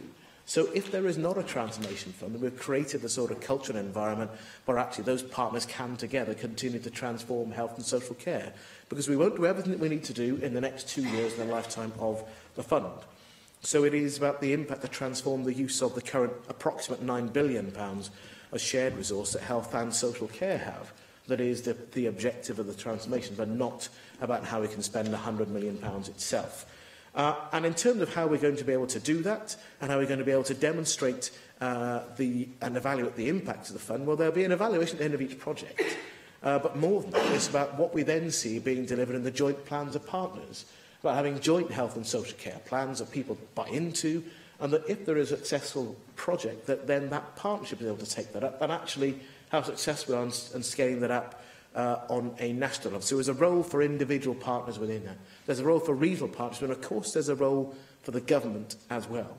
For example, when we approve the IMTPs, our health boards, will we see, and will there be an expectation, if I'm in post, you can expect there would be, that successful ideas are scaled up and see a progressive way that they're going to be implemented within health board areas that start them, but also those health board areas that are not running those particular bids. So I expect to see real national impact. A good example would be, for example, the transformation in Gwent on children's services, a more preventative approach to mental health. Well, actually, that's part of what they're looking at. Now, if that works in Gwent, I would need to be persuaded that you could not and should not want to see that scaled up in other parts of the country, and we have different mechanisms as to how we could look to do that. Thank you very much, Minister. Thank you. Item 5 is a statement by the Minister for Environment, Energy and Rural Affairs, the Warm Homes Programme, and I call on the Minister for Environment, Energy and Rural Affairs, Leslie Griffiths. Thank you, Deputy Presiding Officer. Last week, and in observance of National Fuel Poverty Awareness Day, National Energy Action Wales, with support from SSE, hosted this year's Fuel Poverty Conference, entitled Tackling Fuel Poverty and Inequality, The Road Ahead. It provided an opportunity for government, Ofgem and key partners representing the energy and third sectors to come together to share successes and identify challenges, but more importantly to consider how best we can work together in partnership to support people in our society whose lives continue to be blighted by living in a cold home. Today, I would like to take this opportunity to reaffirm this government's commitment to tackling fuel poverty and improving the energy efficiency of our housing, whilst being good global citizens by reducing our carbon footprint and reducing the share of the world's resources we take for our own needs. Everyone should live in a decent home. Decent homes create decent communities in which everyone can play a part. Warm and affordable houses prevent ill health, they help our children do well in school, and ensure some of our most vulnerable people feel more secure. This is why our focus, creating decent homes and tackling fuel poverty, is so important. Since its launch almost 10 years ago, our Warm Homes programme, which includes the Demand-Led Nest Scheme and Area-Based RBED Scheme, has provided energy efficiency advice to more than 112,000 people and has improved more than 50,000 homes by installing home energy efficiency measures. Without this assistance, we estimate more than 80,000 homes would have been facing the unmanageable burden of keeping warm this winter. Extending this programme until 2021 should enable us to improve up to a further 25,000 homes. The investment of £248 million, which we've delivered through our Warm Homes programme, up to the end of March 2018 has been in addition to support offered by the UK Government through the Energy Company Obligation Scheme. The new Eco Scheme now has a greater emphasis on people living on lower incomes. This will better enable larger energy companies to play their part in making more affordable warmth a reality. The investment made in improving the energy efficiency of Welsh homes, together with our ongoing investment to implement the Welsh Quality Housing Standard in the social housing sector, has had a positive impact.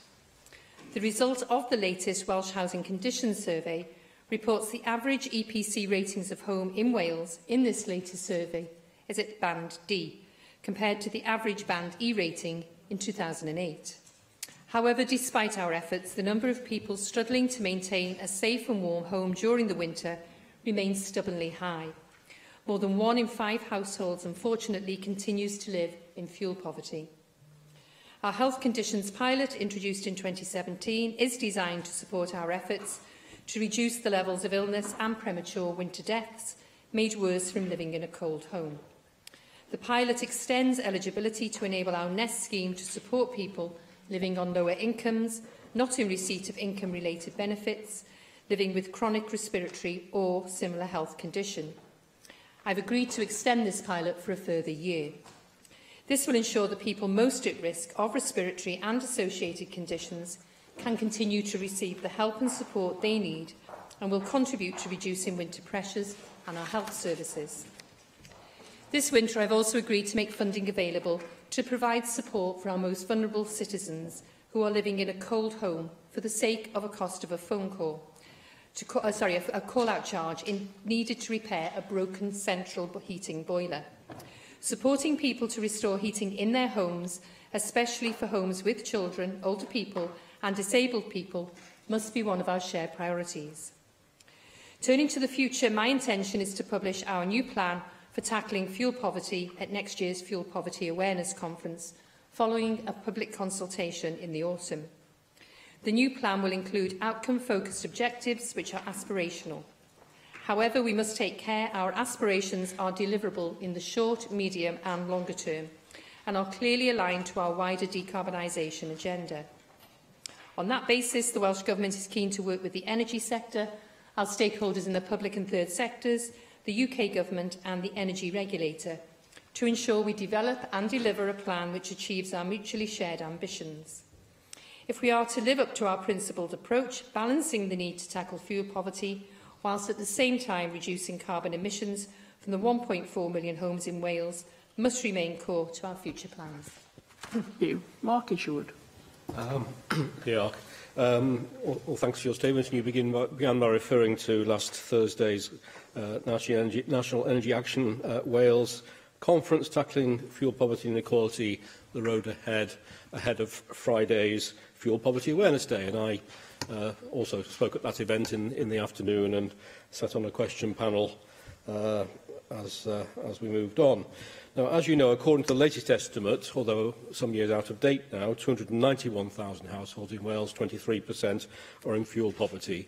Can you tell us when you expect the updated figures to be published? We understand the Welsh Government is likely to do that this spring.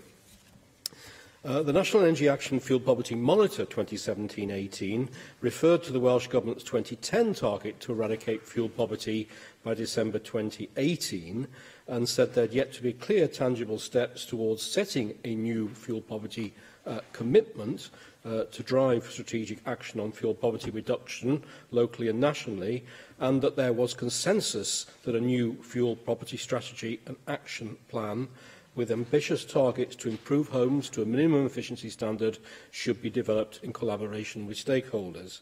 Well, in your statement, you confirmed your intention to publish a new policy, a new plan for tackling fuel poverty at next year's conference, presumably another 12 months away, and that you're keen to work with the sector. How do you propose to work with the sector prior to the consultation you also referred to ensure that that really is developed in collaboration with stakeholders? Because, as you know, there are many different ways that can be achieved, some more effective than others, in order to drive a national strategic plan with ambitious targets. Clearly, that can include things like better insulation, smarter lighting, appliances, smarter heating systems, and all of which can save householders money. But also, as NEA Cymru said a couple of months ago, whilst we know that energy inefficiency is a contributing factor to fuel poverty, this alone won't solve the problem. The new strategy is needed, outlining a more joined-up approach by Welsh Government, local authorities, housing associations, advice and health services, as well as other public and voluntary organisations in society. That links into my previous question, but how will you ensure that this plan or strategy that goes forward isn't simply focused on energy efficiency, although that's important, but on that broader social justice agenda? Following the Welsh Government's 2010 strategy, excess winter deaths in Wales in 2011-12 were 1,250. However, ONS data released last November showed that the number of excess winter deaths in Wales had reached 3,400 in 2017-18, with increases in all English regions and Wales, but Wales having the highest regional index. Last autumn, you told the cross-party group on fuel poverty and energy efficiency that you would be developing a cold weather plan in conjunction with Public Health Wales. And this is reflecting the call in the NEA Fuel Poverty Monitor for Welsh Government to develop a cold weather plan similar to the plan in England produced by Public Health England.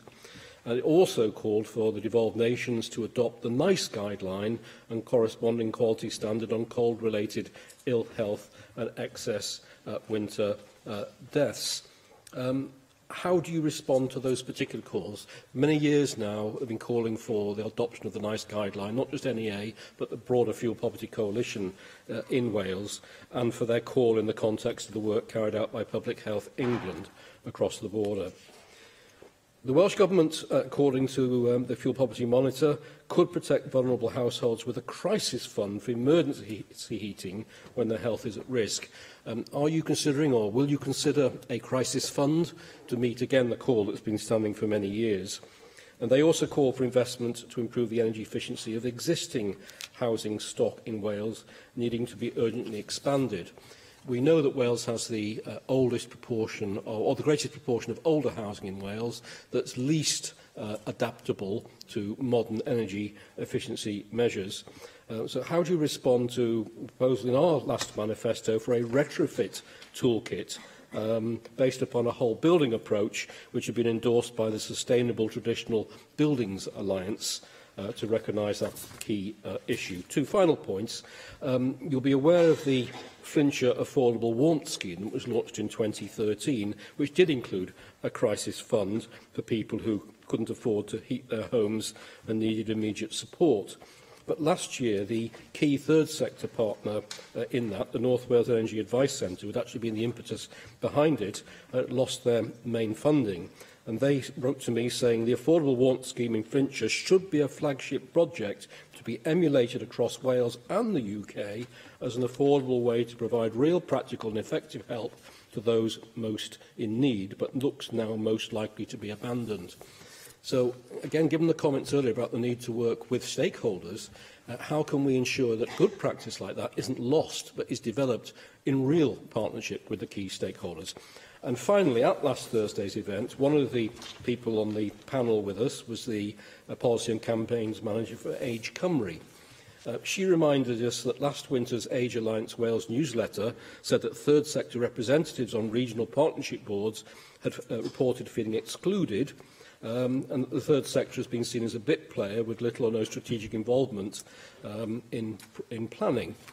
And she said her first priority in putting fuel poverty at the heart of the agenda in Wales would be to address that and ensure that the third sector had real teeth and engagement in regional partnership boards. Again, do you agree with her?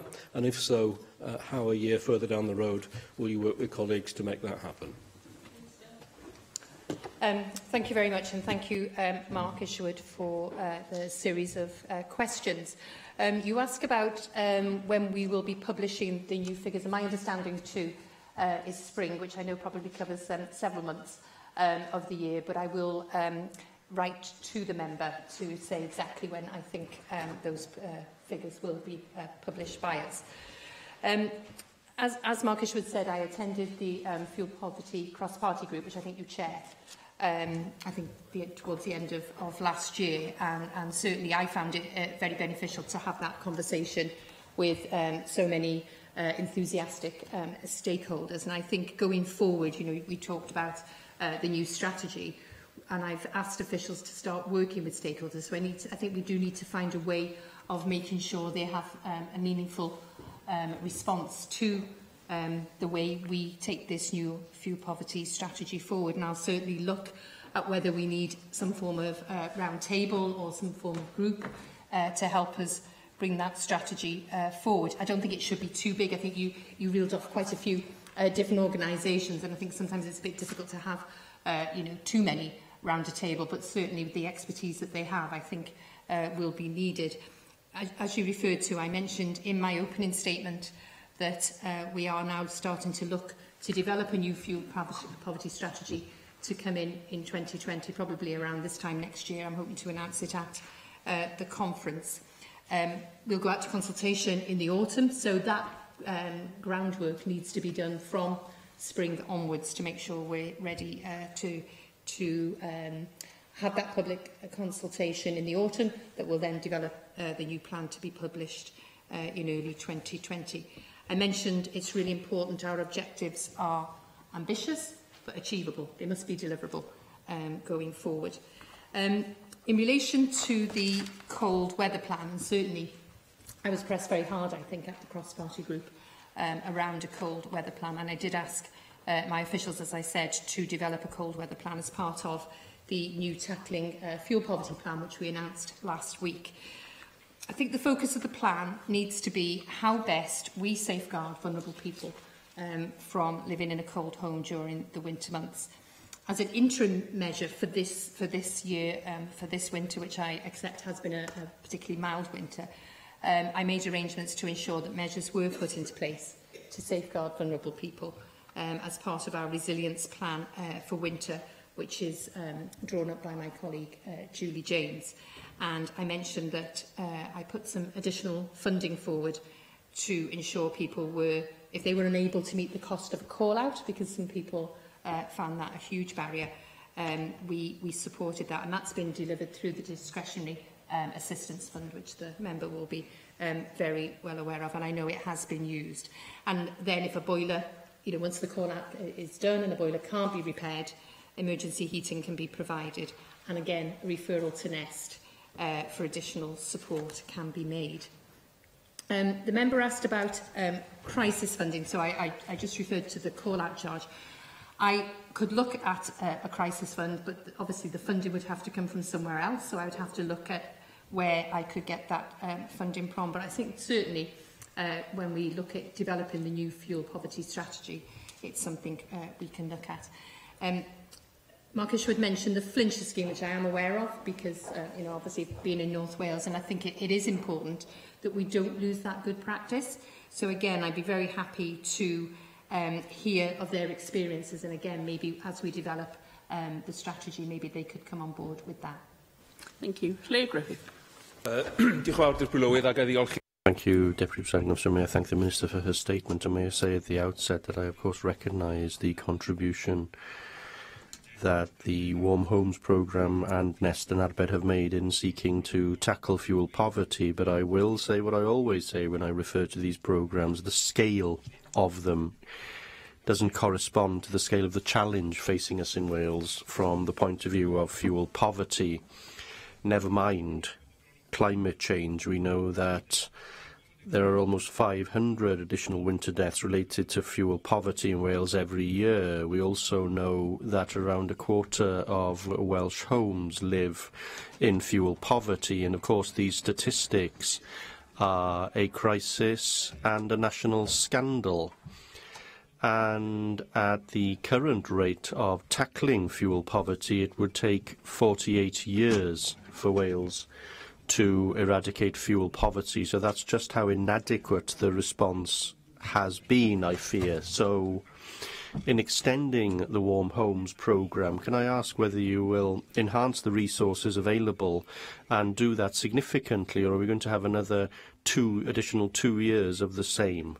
Because the progress that's been delivered to date, of course, simply isn't sufficient. And Plaid Cymru was clear in our manifesto in the last Assembly election that we would have introduced the biggest retrofitting programme that Wales had ever seen, worth £3 billion over a number of years, and that's the kind of ambitious, radical response that is necessary. And the government, and you say in your statement, has spent some £248 million over the past 10 years or so. So what's that, around £25 million per annum?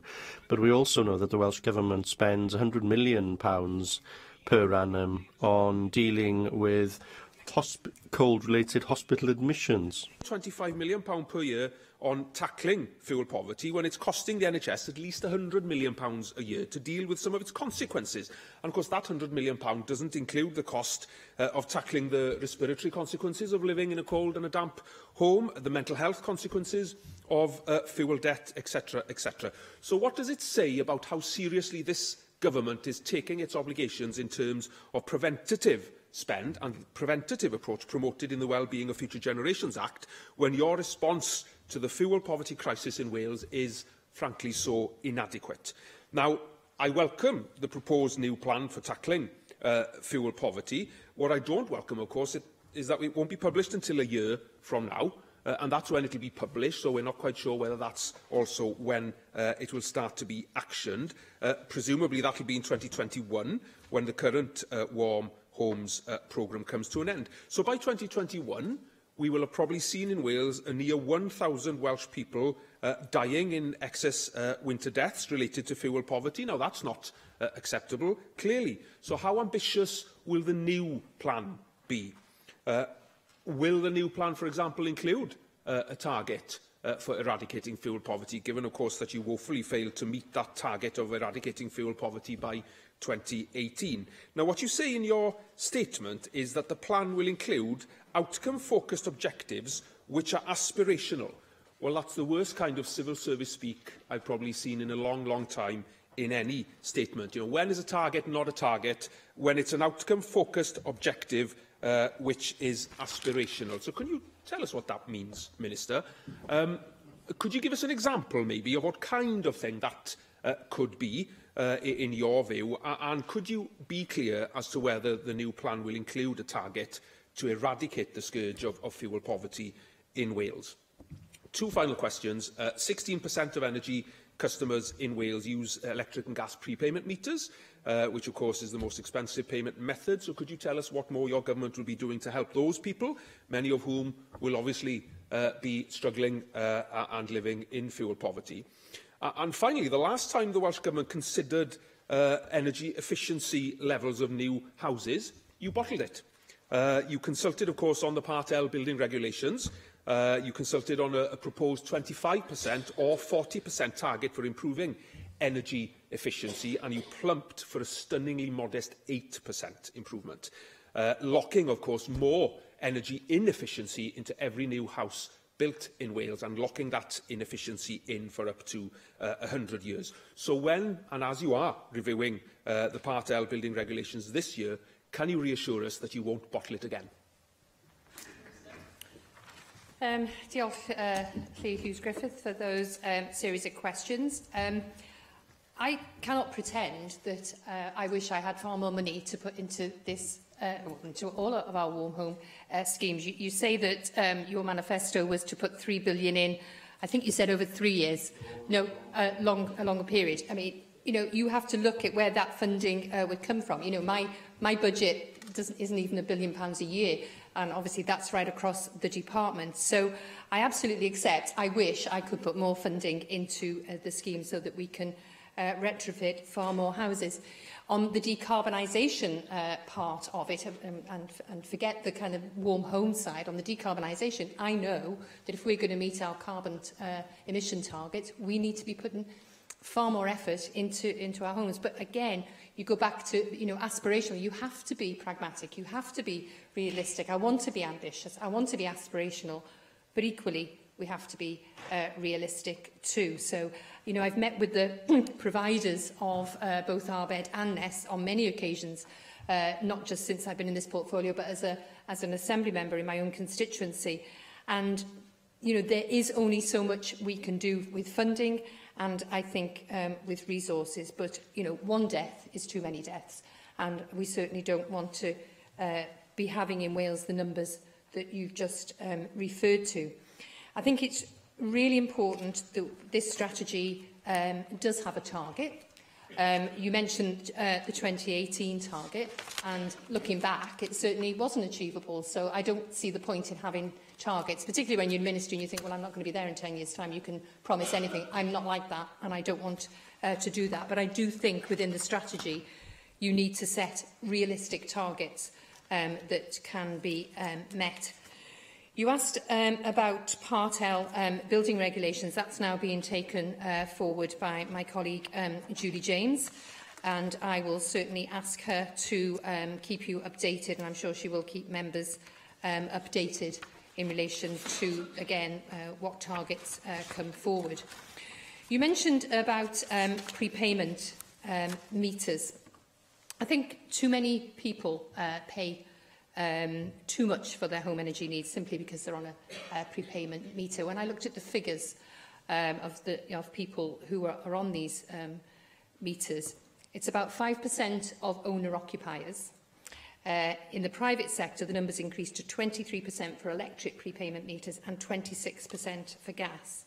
When you look at social housing, they increased to 46% for electricity and 44% for gas. And I know some people do prefer to use them, and that's absolutely fine. And I know that's because they do have a fear of having unmanageable debt. But I think we've got to do far more to support people to access tariffs so that they are able to get the best tariff possible to heat their homes at an affordable price. You'll be aware of the introduction of a cap on prepayment meters, which was made following recommendations by the Competitions and Markets Authority. I think that was very welcomed. However, I've had these discussions with energy companies. I think they need to do far more to offer prepayment customers a much better deal, particularly vulnerable customers, to ensure that supplies are maintained during the winter months, because I know that there is self-disconnection, which I think the energy companies, you know, they have a moral duty to do that. Thank you. Joyce Watson. Diolch, Dipro Llywyd. And I thank you, Minister, for your statement today. And it is clear that the numbers of people living in fuel poverty remain stubbornly high. And it's also distressing that we see this alongside a rise in food banks, a rise in homelessness, and it's simply a system of the lost decade of austerity. And my fear is that Brexit will make things much, much worse. As things stand, around 5% of UK electricity and up to 12% of our gas is imported from the EU. So any import tariffs or barriers would push up costs, and customers would, as always, pick up that bill. The Trade Association for the British Energy Industry, Energy UK, has also warned that household bills are likely to rise as a result of uncertainty over whether Britain will remain in the EU emissions trading system. And there are other pressing uncertainties too. For example, the 4 power cables that connect Britain to the continent are scheduled to be joined by 8 more in the near future. Will that project fall through? And if it does, what cost will that be to the consumer? As Lord Towerson, chair of the EU Energy and Environment Subcommittee, said after Brexit, there will be a divergence and we will not be integrated. What that means is energy trading becomes less efficient and retail prices will go up. We've seen today, again today, what was once glibly dismissed as Project Fear being realised throughout the UK car industry and the devastating impact that's had on those communities. But what cost Brexit to Wales' booming energy sector, particularly the key operators at Milford Haven? On a final point, you talked about energy performance certificates, or EPCs, in relation to the Welsh Housing Conditions Survey. Many of my constituents are off-grid and they use solid fuel or liquid gas, and that of course is much more expensive. But EPC is based on running costs, and as such is not a reliable measure of energy efficiency for those particular areas. And I appreciate that EPC structure is a matter for the UK government, but could I ask you to take up that issue with your counterpart in Westminster and to look at what the Welsh Government can do to redress what is a fundamental unfairness? Thank you, Joyce Watson, for those questions and observations. I think you're quite right. You know, a decade of austerity, of course, has an impact on the number of people living in fuel poverty here in Wales. You talk about Brexit. I am concerned particularly about the impact of a no-deal Brexit on energy prices in particular. Again, in the context of other economic factors that also could come into play if we have a no-deal scenario. So we've just started having, you'll be aware of the quadrilaterals I have at an agricultural level with Michael Gove. So we've just started the same engagement with BEIS. Myself and Kent Gates have been trying to get it up and running for a couple of years. We've just had the first meeting that was chaired by Claire Perry, and I think it was really important that we highlighted our concerns, particularly around a no-deal Brexit. The UK government informed us that they have done some assessment around the likely scale of price increases. They haven't shared that information with us. We need to have sight of that detail so that we can work out any potential impacts on the people of Wales and also businesses. I think it's absolutely urgently needed if we are to understand and plan for any potential impacts on fuel poverty levels here in Wales as we come out of the European Union. I think there's also a need to consider energy prices in the context of cumulative impacts and consider the interrelationships between energy prices and the other economic impacts we could have post-Brexit. So in relation to your question around EPCs, I'll be certainly very happy to take that forward with Claire Perry. If not at the next BEIS quadrilateral, I'll be very happy to write to her. Thank you. Neil Hampton. Deputy Presiding Officer. Well, I welcome the statement, and of course I'm entirely in favour of the Warm Homes programme. I'm delighted that the government has invested £248 million in it over a period of years. It is undoubtedly a very cost-effective investment in keeping people's homes warm, and as Claire Griffith pointed out earlier on, failing to do this effectively in new homes will have effects that go on maybe for 100 years, the length of life of the property. Therefore, the Part L regulations are an important element in this, and I certainly support the case that he made for this to be an area of priority for the government to make more effective. And certainly the other parts of the statement, the average EPC rating of homes in Wales is now at Band D, whereas 10 years ago it was Band E. That's very welcome. The health conditions pilot I certainly am very supportive of, and also the imaginative scheme to help people with call-outs for repair of broken central heating boilers and so on in the winter. Those kind of micro measures, I think, are very desirable in themselves, quite apart from any sort of global warming issues which are behind these policies. So, yes, I welcome all that, and I welcome the government's commitment to tackle fuel poverty, but it would be more impressive if they weren't doing so much to cause it in the first place. You know, we've had these arguments many times before, but given that now people's electricity and gas bills basically are sort of 20% higher than they need be because of taxes, and indeed an EU-imposed VAT directive, which adds an unnecessary 5% to people's bills, which we'll be able to take off straight away when we ultimately leave the EU. There are great opportunities in Brexit if we revise our views on the EU's policies on global warming, which would be open to us to do post-Brexit. We'll be able to make a substantial reduction in the bills of some of the poorest people in our society. As Mark Isherwood pointed out, the figures we've been working on are 23% of the houses in Wales in fuel poverty, spending more than 10% of their income on keeping warm in the winter. These are astonishing figures for a country at the beginning of the 21st century in what is supposed to be one of the most developed countries in the world. I think it's a shameful indictment of the failure of successive governments of all parties that so many of our citizens are suffering in this way, and it should be one of our highest priorities to do something about it. But what is being gained by these policies that are imposing such great burdens upon the people who are least able to bear them? What's happening in the rest of the world?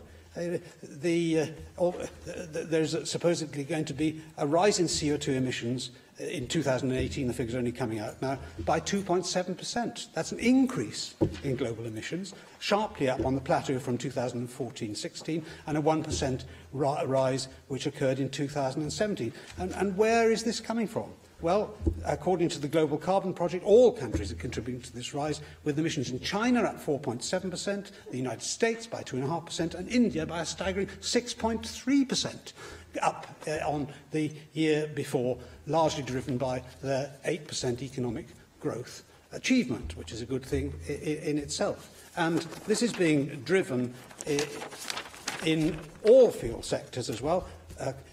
In India, for example, this 6.3% growth is being generated by a 7.1% increase in the use of coal, 2.9% increase in the use of oil, and a 6% increase in the use of gas. They are going massively in the opposite direction to the one which the Energy Secretary is saying Wales should do. Wales contributes 0.01% to global emissions of CO2. The increase in India's emissions last year amounted to 5 times that. We could close down the entire Welsh economy, we could expel all the people from Wales, and indeed they could all die, and Wales would have a zero carbon footprint. India would wipe that out in the increases in its economy alone in 10 weeks. That is the price that all these people in fuel poverty are paying for 10 weeks of India's increase in their own carbon emissions. I think this is a staggeringly irrational policy on the part of the Welsh Government and the UK Government, and indeed of the entire European Union. UKIP is the only party in this Assembly that offers a different road. And our policy is to put the economic well-being of people, and particularly the poorest people in society, first, not fantasy policies about global warming which we can do nothing to change. So let's bring it back to fuel poverty, shall we, and warm homes. And I'm very proud that we have put so much investment into our warm home schemes. You mentioned, £248 million at the end of March 2018. By the end of this Assembly term, it will be £344 million, and that will have benefited over 75,000 homes. You always mention, as a climate change sceptic, you always mention China, you always mention India. But, my constituents who are living in fuel poverty, they don't want to hear about UKIP's policies, what they will do. They're fantasy policies. We are actually bringing forward warm home programmes that are helping people who are in fuel poverty. Even, I mentioned, and I know you did say it was the right thing to do, about the call-out charges. People cannot afford to call out an engineer to have a look at their broken boiler. It's self-disconnection, and we are doing all we can to support people. Thank you very much. Item 6 on the agenda is the Household Waste Duty of Care Fixed Penalties Wales Regulations of 2019. And I call on the Deputy Minister for Housing and Local Government to move that motion. Hannah Blythin. Diolch, Llywydd. I move the motion for the Household Waste Duty of Care Fixed Penalties Wales Regulations 2019. These regulations will allow local authorities in Wales and Natural Resources Wales to issue fixed penalties for household waste duty of care offences. Householders have a responsibility to ensure when they pass their waste to someone else for disposal, they check that they are a registered waste carrier. If they don't, they put themselves at risk of prosecution. Local authorities have told us that prosecuting householders is not always the most appropriate response for this type of offence, and that it can also prove to be a burdensome process. In response and to help address this, we consulted on proposals to introduce new fixed penalties, which received widespread support. Respondents to the consultation also asked for a consistent national approach to setting the penalty amount and for the level of penalty to be proportionate to the offence. This is why I agreed to set the fixed penalty at £300 and have allowed enforcing authorities to have the discretion to offer an early repayment of £150. I believe this approach ensures the fixed penalties act as a sufficient deterrent, whilst reflecting the concerns raised in the consultation. Local authorities will be able to retain the receipts to help contribute to the costs of dealing with waste crime. They will also still be able to exercise their existing criminal prosecution powers for offences they deem inappropriate for a fixed penalty. The Welsh Government supports a balanced approach to enforcement and expects fixed penalties to only be used when the enforcing authority is satisfied the evidence gathered shows an offence has been committed. Deputy Clywyd, we know that fly tipping is an antisocial act that could create a blight on our communities and our countryside, and I am pleased to commend this motion to the Chamber. Thank you. Gareth Bennett. Diolch, Deputy Llywydd. I'd like to welcome the Minister to her new role and for her statement. Minister, I do have reservations about these new proposed regulations, and UKIP will be voting against them today. As you say, we do have a growing problem with fly tipping, and we believe that the best approach is to make it as easy as possible for everyone, residents and commercial operators, to use council tips to dispose of material which is then recycled. We know that many unscrupulous operators avoid legal means of disposing of rubbish and do resort to the appalling practice of fly tipping, which disfigures the environment. We have to do what we can to restrict this practice, but I'm not sure that bringing in another regulation when the practice is already illegal will actually make things any better. There seem to me to be a lot of overly bureaucratic rules over who can use council tips, when what we should be doing is making it easier for everyone to use these facilities. That is, if the aim is to reduce waste and increase recycling. But we do seem to get confused over this because of local councils also having a commercial imperative to increase their revenue by charging whoever they can for the use of recycling facilities. This doesn't just affect commercial operators, it also affects residents, who are now charged in many council areas for the collection of bulky items, where a few years ago these collections could be arranged free of charge. I think if we are serious about increasing recycling, we have to get away from the idea of people being charged or having to show proof of address details, or being restricted to so many visits to the tip in a calendar year, all of which are now restrictions placed by most councils on people using recycling depots. If we really want more material recycled, we are better off reducing these petty restrictions so that more people can recycle more material at council-run facilities. So we think that less regulation is actually better in terms of reducing fly tipping, and for those reasons we oppose the new regulations today. Diolch yn fawr. Thank you. Can I ask the Deputy Minister for the House and Local Government to reply to the debate? Thank you. Thank you, Deputy Presiding Officer. I'm actually quite surprised that, from what you say, you acknowledge that there's a problem with fly tipping, yet don't support these regulations which are aimed as also not only enforcement as deterrent. You know, we are proud of a recycling record in Wales. That's why we're first in the UK and third in the world, and we want to build on that, which is why we'll be bringing in our towards zero waste refresh later this year, and also we were consulting on Part 4 of the Environment Act, which will place the same responsibility on businesses and other organisations to separate their waste for collection as householders already do in communities and counties right across Wales.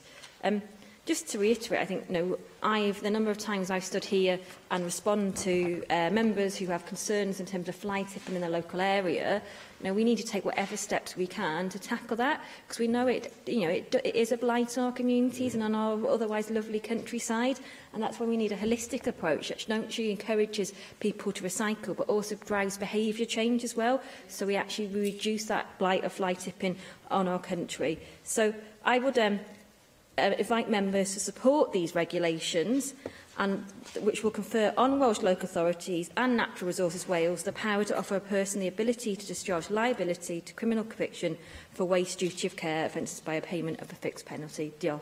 Thank you very much. The proposal is to agree the motion. Does any member object? Therefore, we defer voting under this time and voting on this item until voting time. Item 7 this afternoon is a debate on the Estyn Annual Report of 2017-18, and I call on the Minister for Education to move the motion. Kirsty Williams. Thank you very much, Deputy Presiding Officer. And I open this debate today by thanking Miley Rowlands for his annual report, the first based on Estyn's new inspection arrangements that were introduced in September 2017. This report provides us with valuable information based on Eston's analysis of evidence from inspections about performance and standards across Wales. As a government, we will be using this body of data to help monitor performance, inform policy and drive up standards in education and learning. The Chief Inspector is right to say that there is much Wales can be proud of. It is particularly encouraging that Eston have found that the shift in culture towards a more collaborative and self-improving system continues apace. This is vital if we're to continue to raise standards for all of our young people. The report finds that the positive trend is continuing in non-maintained nurseries, maintained special schools and our further education colleges. And it's extremely encouraging that standards are good or better in 9 and 10 non-school settings and are improving with a higher than the percentage identified last year. Standards are also found to be good or better in 8 and 10 primary schools, an increase on last year, with more of them going on to be judged as excellent. The improvements in fundamentals, such as attendance and basic literacy, over recent years is to be welcomed and is paving the way for overall improvements across our primary sector. Yet, whilst I note that half of our secondary schools continue to maintain good or better standards, I accept that that means that half of them do not. And I do not believe that that is acceptable and improvement is needed. I am in no doubt that there is still much work to do. 5% of primaries and 15% of secondary schools have been identified as needing significant improvement or special measures. I believe that the challenge for the system is to ensure that schools that need additional support are identified at an earlier stage and that we work closely with schools and the profession to address these issues. The fact that schools are being placed in an Eston statutory category year on year indicates, as I have said, that more needs to be done to identify schools causing concern earlier and then, crucially, to provide them with appropriate support to enable them to improve. I am currently considering how we will tackle this issue and to identify new mechanisms that could be put in place to provide support to make improvements in these schools. I'm encouraged that our policies, such as the new professional standards for teaching and leadership and the ongoing development of the new curriculum, have driven forward progress and improved teaching and learning experiences for pupils. The professional standards, which have pedagogy at their heart, have been designed to support practitioners to develop in a way that will prepare them to meet the challenges ahead. I'm also pleased to note that schools and colleges have responded positively to changes in GCSE English, Welsh and Maths. However, I do acknowledge that provision for the Welsh Baccalaureate is more variable. The Welsh Bac plays a key part in our national mission to raise standards by improving both the skills and knowledge of our young people. It has been designed to give young people a broader experience than they usually have through their traditional academic education. Enhancements to the arrangements on implementation of the Welsh Bac are being actively addressed through ongoing work of a partnership group that consists of Welsh Government, Qualifications Wales and the WJEC, including actions on the key area of clarifying expectations for students at different levels. As we all know in this chamber, well-being is strongly linked to educational outcomes. I therefore welcome that well-being and attitudes to learning are good or excellent in 2/3 of our secondary schools and have been identified as a strength in our primary sector. It is essential that every school develops an ethos to support the broader mental health and well-being of their learners, which in turn will help to prevent other issues from developing or escalating, including mental health issues. Our national mission is to raise standards of education for all young people. We are currently developing new evaluation and improvement arrangements which will further support school improvement and raise standards. As you will know, I have issued a written statement today about these arrangements. This includes the work that will be taken forward from the recommendations within the Eston Independent Report, a Learning Inspectorate. Moving to this new model of evaluation and improvement will put us more in line with high-performing systems across the world, and it will support the Inspectorate in providing assurances that standards are being met whilst also supporting schools to maintain improvement. The policies that we have put in place are helping to drive improvements, but it is important that we maintain momentum to secure further and consistent improvements, as well as support schools through significant education reform. Deputy Presiding Officer, I am very grateful for the teachers, leaders and managers throughout the sector for their continued efforts and contributions. We all share the same ambition, an ambition to raise standards, reduce the attainment gap and to deliver an education system that is a source of national pride and enjoys the confidence of the people of Wales. Thank you. I have selected the 6 amendments to the motion. I call on Susie Davies to move Amendment 1 in the name of Darren Miller.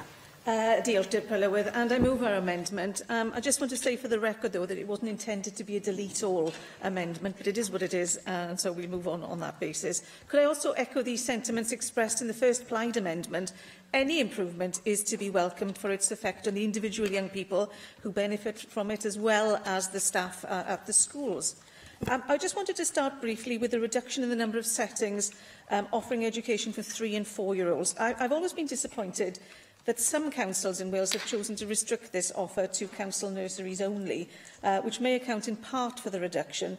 But I'm also concerned about the drop in the number of settings at a time when the government is rolling out its 30-hour childcare offer for parents working more than 16 hours. And as well as anticipating a rise in demand there, what about the children who can only access 10 hours education because their parents work 15 rather than 16 hours? They still have 5 hours of childcare to find, preferably in the same setting as the education offer, except of course they have to pay for it. It's also the setting where the seeds of the 1 million Welsh speaker policy needs to germinate, so perhaps the Minister could give us her thoughts on that. Point 4 of our amendment is an opportunity for the Minister to let us in on how the risk profile and financial management associated with policies aimed at school improvement is managed within government. The consortia and local authorities working together are supposed to be the backroom engines of school improvement.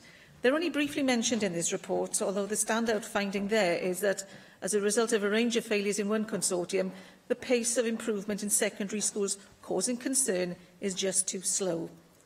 But specific trouble in one consortium doesn't explain the wild variation in school performance across Wales. You accept that there is variability. It's within schools as well as between schools, a finding of the OECD in its report in the last Assembly term, and that doesn't really seem to have changed much. So in congratulating those schools with well-motivated, well-led staff and happy learners achieving their potential, we cannot let that mask the flip side of the very significant number of learners who've been let down in the way we highlight in the first 2 points of our amendment. Now, as you say, Minister, 5% of primary schools and 15% of secondary schools are in special measures or in need of significant improvement. Those are quite high percentages when we're talking about the nadir of performance. And these concerns are not new. So how has your audit and risk management within your department helped you improve the monitoring and evaluation of policy design and implementation? In short, what have you changed as a result of that work? When only 8% of our primary schools are considered excellent when it comes to standards, why are 88% of them categorised as green and in need of minimum support? Barely half our secondary schools are good, let alone excellent, yet 70% of them will only get 10 days or less support. How did we get to a position where only a third of our through schools, the fashionable format for leadership and management now, were found to be good at leadership and management, let alone standards and teaching and learning? Only a third of them. There were no excellence. This report shows that despite the demographics and other challenges of our schools, any one of them can be excellent across the 5 inspected areas. So why exactly do so few of our primary schools achieve that? And how can we have such extremes between success and failure in the secondary sector? It doesn't tally with the categorisation. It doesn't tally with half our schools needing inspection follow-up. And despite some very, very pleasing results, as you said, around well-being, that doesn't necessarily tally with higher standards, because Estin says you only see that where the schools are exceptionally strong on well-being. But where I think the urgency now lies is with self-evaluation. The OECD said we had problems with this previously, and it is patently clear that far too many schools and school leaders are still struggling with this, even now. Half of secondary schools These are the schools you're asking to take on new qualifications and a new curriculum question yet again today in the Times Education Supplement, which is dependent on self-evaluation and self-improvement within the schools to achieve its aims. And you said that was vital. If, as claimed, a shift to a self-improving culture is moving apace, why aren't standards improving apace? Estyn says that despite various initiatives, including banding and categorisation, it remains the case that these schools, the poorer performing ones, are not identified early enough and not enough is done to support them. You said that in your opening remarks, and you said that you're currently considering how. Minister, you have the powers of intervention to shake up these schools and councils and consortia who continue to fail children. Please use them. Thank you. Can I call on Sean Gwentley to move amendments 2, 3, 4, 5 and 6 in the name of Rhena Purewith? Thank you very much, and I move the amendments. Thank you very much for the opportunity to discuss the findings of the Estyn report for 2017-18. The situation in our secondary schools is a cause of great concern, with pupils in half of our secondary schools. So around 100 schools are being let down. That is, the children aren't reaching their full potential by the time they leave school. Now, this is sobering for every young person who reaches that point, and it's also disappointing in terms of the prosperity of the nation as a whole. Wales needs an education regime of the highest order for the benefit of future generations. Now, only 195 secondary schools are in Wales. This isn't a huge number, so there has to be something major wrong if we can't ensure higher attainment rates across Wales. So the important question is, how can we improve the situation? Now, the head inspector of Estyn noted in the Children's Education Committee in December of last year that 3 things need to be done. First of all, we need to notify those schools earlier, those schools that are underperforming. Second, we need to ensure that they receive better support. And thirdly, we need to coordinate the support that they receive at present better. Now, I'm going to focus on the third point, which is vital, I think, and does deserve attention. At the moment, there are so many layers within the system, the schools themselves and their management teams, the governors, the local authorities, the consortia, and the Education Department of the Welsh Government. So who's taking responsibility? Is it a responsibility for all of them or for nobody, ultimately? This is a great concern. We need to improve accountability in the system as a whole, and as a matter of urgency, we need to review the arrangements and the need for all of these layers in order to coordinate the support better, which was one of the objectives of the head inspector, chief inspector. Now, turning to the Donaldson report on the Learning Inspectorate, the main thrust of that was that Estyn should have more of a role in terms of supporting the process of improving schools, namely that Estyn should be more active in its response rather than just being part of the diagnosis. And there are arguments in favour and against that. And this morning we had a statement from the government stating that they did accept the recommendations in that report. But one announcement today that has frightened everyone is this, namely that there will be more inspections. And Estyn, not Donaldson, has talked about this. And it succeeded to raise the hackles of everyone involved in education. There was no reference to this in the Donaldson report, as far as I can see it. And if anything, the report says that we need to move in the opposite direction, with a focus on self-validation and inspection, not on greater inspection itself. But the government has accepted that report, the recommendation. So if the government wants to see Estyn giving greater support to our schools, then we have to ask the question, well, what's the point of the consortia? We need to look seriously at their role if Estyn is going to be taking some of the responsibilities over. Another of the Estyn findings was this: that leadership is adequate and needs improvement in 4 out of 10 schools and is unsatisfactory in 1 out of 10 schools. Now, the intervention that comes from different directions makes the job of a head very difficult, and this is another reason for creating fewer layers within the system and greater accountability throughout. And I don't think that we can look at the problems that are pointed to in the Estyn report without looking at the wider context that faces our schools and our teachers. There's no doubt about it that the profession is under a great deal of pressure at the moment, and we can't talk about raising standards without talking about funding and resources. Now, according to the government itself, there is a deficit in the budget of 2 out of 5 schools inspected. We need to deal with the situation, and the government needs to hold an urgent review of funding for schools. Is the funding levels sufficient? And what about the slice of the cake that goes towards education? Does enough of it go to our schools? I hope that the debate tomorrow will point to some of these problems, and that the work of the Children Education and Sport Committee will feed into that discussion. And I conclude on this: the work of this government is to look long and hard at the evidence and to come to conclusions and to take action according to that evidence. Caroline Jones. I'd like to thank Her Majesty's Chief Inspector of Education and Training in Wales for his annual report. It's a report card on the performance of Wales' education system, and it appears that we are not doing well enough.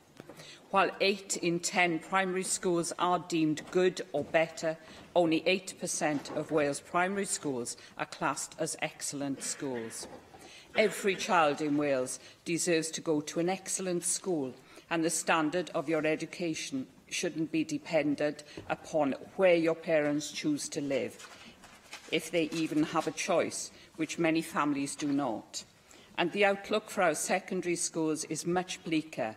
Only around half of Wales' secondary schools are judged to be good or better, and half of the secondary schools inspected in the past year needed follow-up action, and 2 were placed in special measures. The problem, according to Professor David Reynolds, former education advisor to both the Welsh and the UK governments, is because we are introducing a new curriculum at the same time as trying to drive up standards in a system that is not all that wonderful by international standards. Standards have improved slightly, and of course that's very welcome, but we still have one of the worst performing education systems in the world. We are letting down future generations and condemning us to languishing at the bottom of the economic league tables. We are preventing half of Wales' young people from achieving their true potential. We have known for years that we weren't helping our brightest, but as highlighted by the Chief Inspector's report, we are letting down pupils across all abilities and all age ranges. I had the pleasure of attending the official opening of Ysgol Carreg Hir in my region, a new primary school resulted from the merger of 2 primary schools, Bryn Hyfryd and Ynys Madi, and one was in special measures, Llanssawel. I have to say I was very impressed with the new school buildings, the staff and the pupils. The pupils seemed to thrive in the new environment, which was conducive to learning. And I have no doubt the new school will be much better than the sum of its parts, and it will, thanks to the staff, pupils and parents, be judged as excellent when Estyn inspectors visit this school. However, not all our children and young people are lucky enough to have state-of-the-art learning environments. Many pupils are crammed into crumbling classrooms filled with broken and out-of-date equipment. Teachers and pupils alike do their best, but massive underinvestment and budget cuts have taken their toll. I recently met with the head teacher of Ysgol Gyfun Gymraeg Llanganoed to discuss the future of Welsh medium education in the Bridgend County Borough. His school had a good rating from Estyn and scored 5 stars in the Real Schools Guide. But he has explained that it is getting harder and harder with the budget to make it stretch as far as it needs to maintain these standards. The crumbling buildings and chronic underinvestment are taking its toll, and his experience is far from unique. Spending per pupil is much lower than in England or Scotland and has fallen by over £300 in the last decade. No wonder ASCL Cymru were forced to write about the severe funding crisis and its effect on Welsh schools. Unfortunately, unless we address the funding crisis, more and more schools will be doomed to failure. Every young person in Wales deserves to attend an excellent school like Ysgol Carreg Hir, deserves to receive a world-class education and deserves to be nurtured and challenged to fund their true potential. So this Estyn report should serve as a wake-up call, because we are failing Wales young people in many areas, and the report card reads, must do better. I now call the Minister for Education to reply to the debate. Kirsty Williams. Can I begin, Deputy Presiding Officer, by thanking members for their contribution this afternoon. If I could begin by addressing some of the comments made by Susie Davis. I'm not the one who's claiming that the culture of cooperation and self-improvement is moving apace. That's what is reported back from the Chief Inspector himself. And it is that move towards teachers working with other teachers within their own school and schools working with other schools in that culture of collaboration and self-improvement that will really drive the results. It is not top-down interventions from the government alone that can move the system and move the needle in the way that we have to do. Now, the member is right to say that we are providing a greater emphasis on self-evaluation. And in the past, it has been noted by the OECD that this has not been a strength of our system.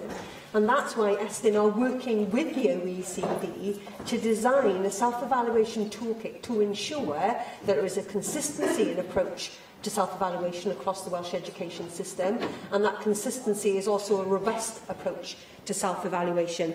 And the purpose of a reformed inspectorate is for Estyn to be able to validate a school's self-improvement work.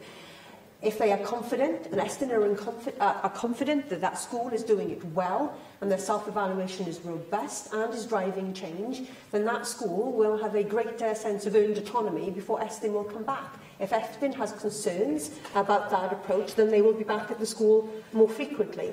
And that's how we will drive the system forward.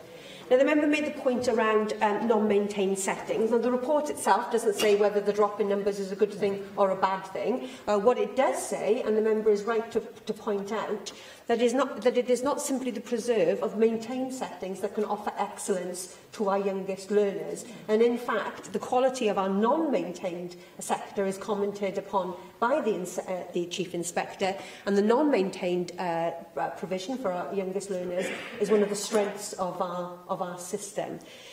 You will know now, and you referenced it, that we are working with colleagues in Health and Social Services Department to ensure that there is a greater joining up of the childcare offer alongside foundation phase with an opportunity for co-location to make it as easy as possible for parents. And you will also be aware that Estyn and Care Inspectorate Wales are now working on joint inspections for those establishments as well, which again I think is a better way of moving forward.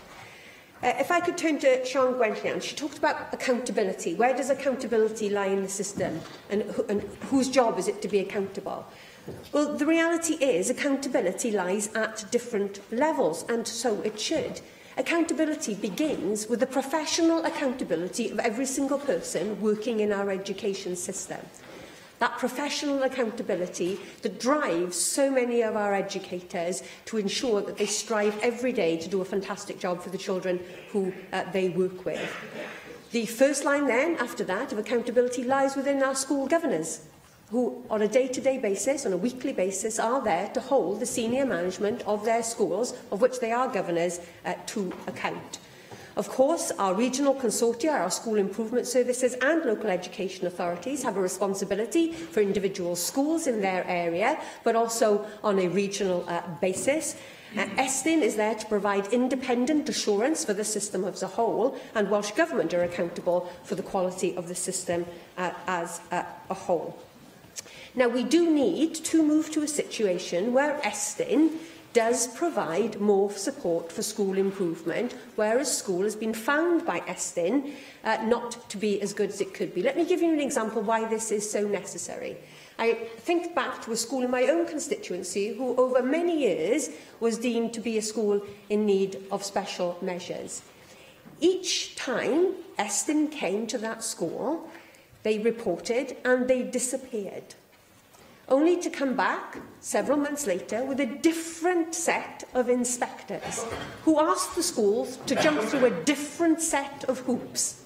And when the school was unable to do that, they went away again, only to come back months later with a different set of people again. Now, that's not the way I want our inspectorate to behave. We need to have Estyn, our inspectors, around the table with our school improvement services, with our LEAs, to create a plan for that school and to work with others to ensure that that plan is delivered and that school moves out of a category more quickly than some of our schools do at the moment. And it's a vision that I share with the Chief Inspector, because I think Estyn has more to do than it is currently doing at the moment. With regards to frequency of inspections, the issue lies in the fact that you can go through you can put your child into the Welsh education system at the moment, and your child can go through the education system through their entirety of their career and not be subject to a school inspection.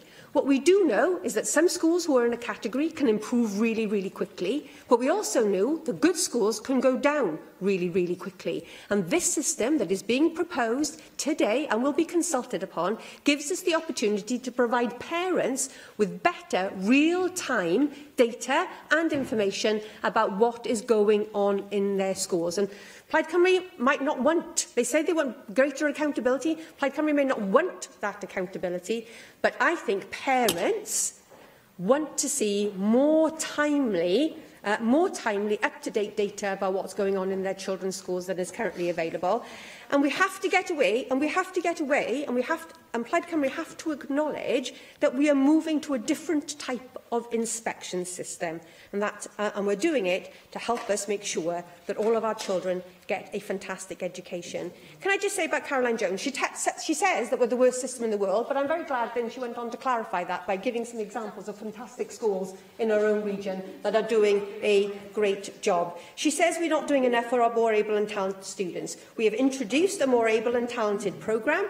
We are extending our SERIN programme, not just to sixth formers and post-16 learners, but to younger learners. And with regards to school buildings, Band A, which is coming to an end, and Band B, which is shortly to start, will see the biggest investment in our school and college building programme since the 1960s. Can I... Yes, thank you very much. I was listening to what you've just been saying, particularly in relation to Caroline Jones's contribution. I still don't think you've given us an answer why we still have so many persistent failing schools. And I use failing advisedly, but there is a certain cohort of schools that is still not moving out of special measures and so on, despite years and years of intervention. What is it? And I agree with you that there are certain schools that appear in red categorisation and in Estyn categorisation too often, and we could probably all, between us, name what those schools are, and which is why I made reference in my speech to a changing the role of Estyn, so they're not simply there to make a judgment, they have to be part of that school improvement, they have to be part and more proactive in school improvement than simply making a judgment, and why I have said that we will be reviewing how we can make more effective interventions for for those schools, because it is not right that those schools are left in those situations for sometimes for a period of years. We have to have a more effective way of moving those schools more quickly than we currently do at the moment, and I acknowledge that in my opening speech. And that is about challenging local authorities about their powers of intervention, and where they are not willing to use those powers of intervention, either to remove governing bodies, to remove delegated financial regimes, or to have other interventions, then we will need, as a Welsh Government, to have to do that. If I can conclude, because I'm just about to run out of time, I was going to cover in my closing speech, instead of responding to questions, some of the issues that were raised in my written statement this afternoon. There are significant education reforms taking place. Estyn cannot escape those reforms. I'm glad to be working with the Chief Inspector to implement the findings of Graham Donaldson's review into a reformed inspectorate, which I believe are crucial to delivering on all of our aspirations to ensure that every child has access to a first-class education system. But as the Chief Inspector says himself, Deputy Presiding Officer, and I wish some more of our members would have acknowledged it this afternoon, there is much to be proud of in our system. Thank you. The proposal is to agree Amendment 1. Does any member object? Thank you. You are going to have to shout out object faster and a lot louder as well. Okay, so we now move to voting time on this issue. My system has crashed for about the third time today, and I'm happy to vote by manually, but... Okay.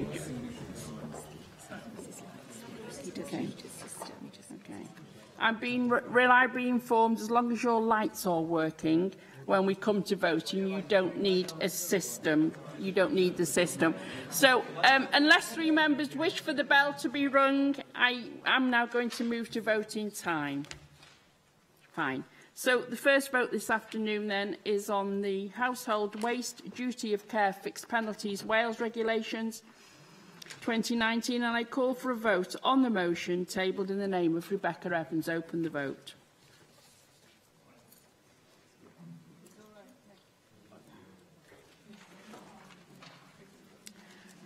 Close the vote.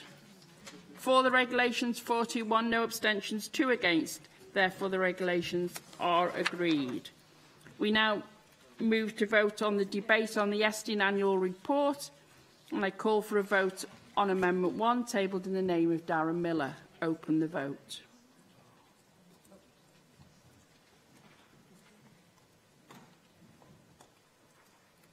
Close the vote. For the motion, 18, 1 abstention, 24 against. Amendment 1 is not agreed.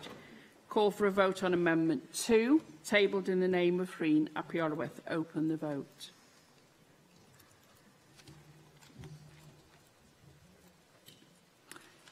Close the vote. For the amendment, 42, 1 abstention. Therefore, Amendment 2 is agreed. Now call for a vote on Amendment 3, tabled in the name of Rhyn ap Iorwerth. Open the vote.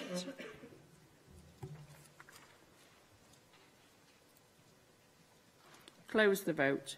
For the motion, 19, no abstentions, 24 against. Therefore, Amendment 3 is not agreed. We now call for a vote on Amendment 4, tabled in the name of Rhyn ap Iorwerth. Open the vote.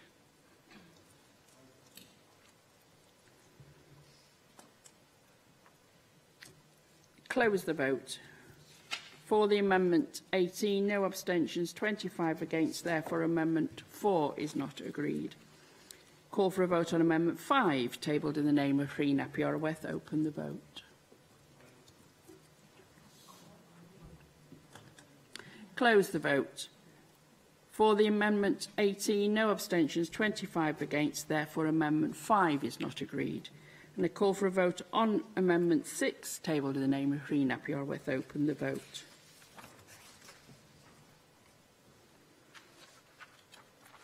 Close the vote.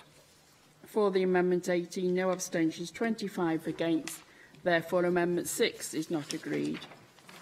I now call for a vote on the motion as amended, tabled in the name of Rebecca Evans. Open the vote. close the vote. For the amended motion 26, 11 abstentions, 6 against. Therefore, the motion as amended is agreed. And that brings today's business to a close. Thank you.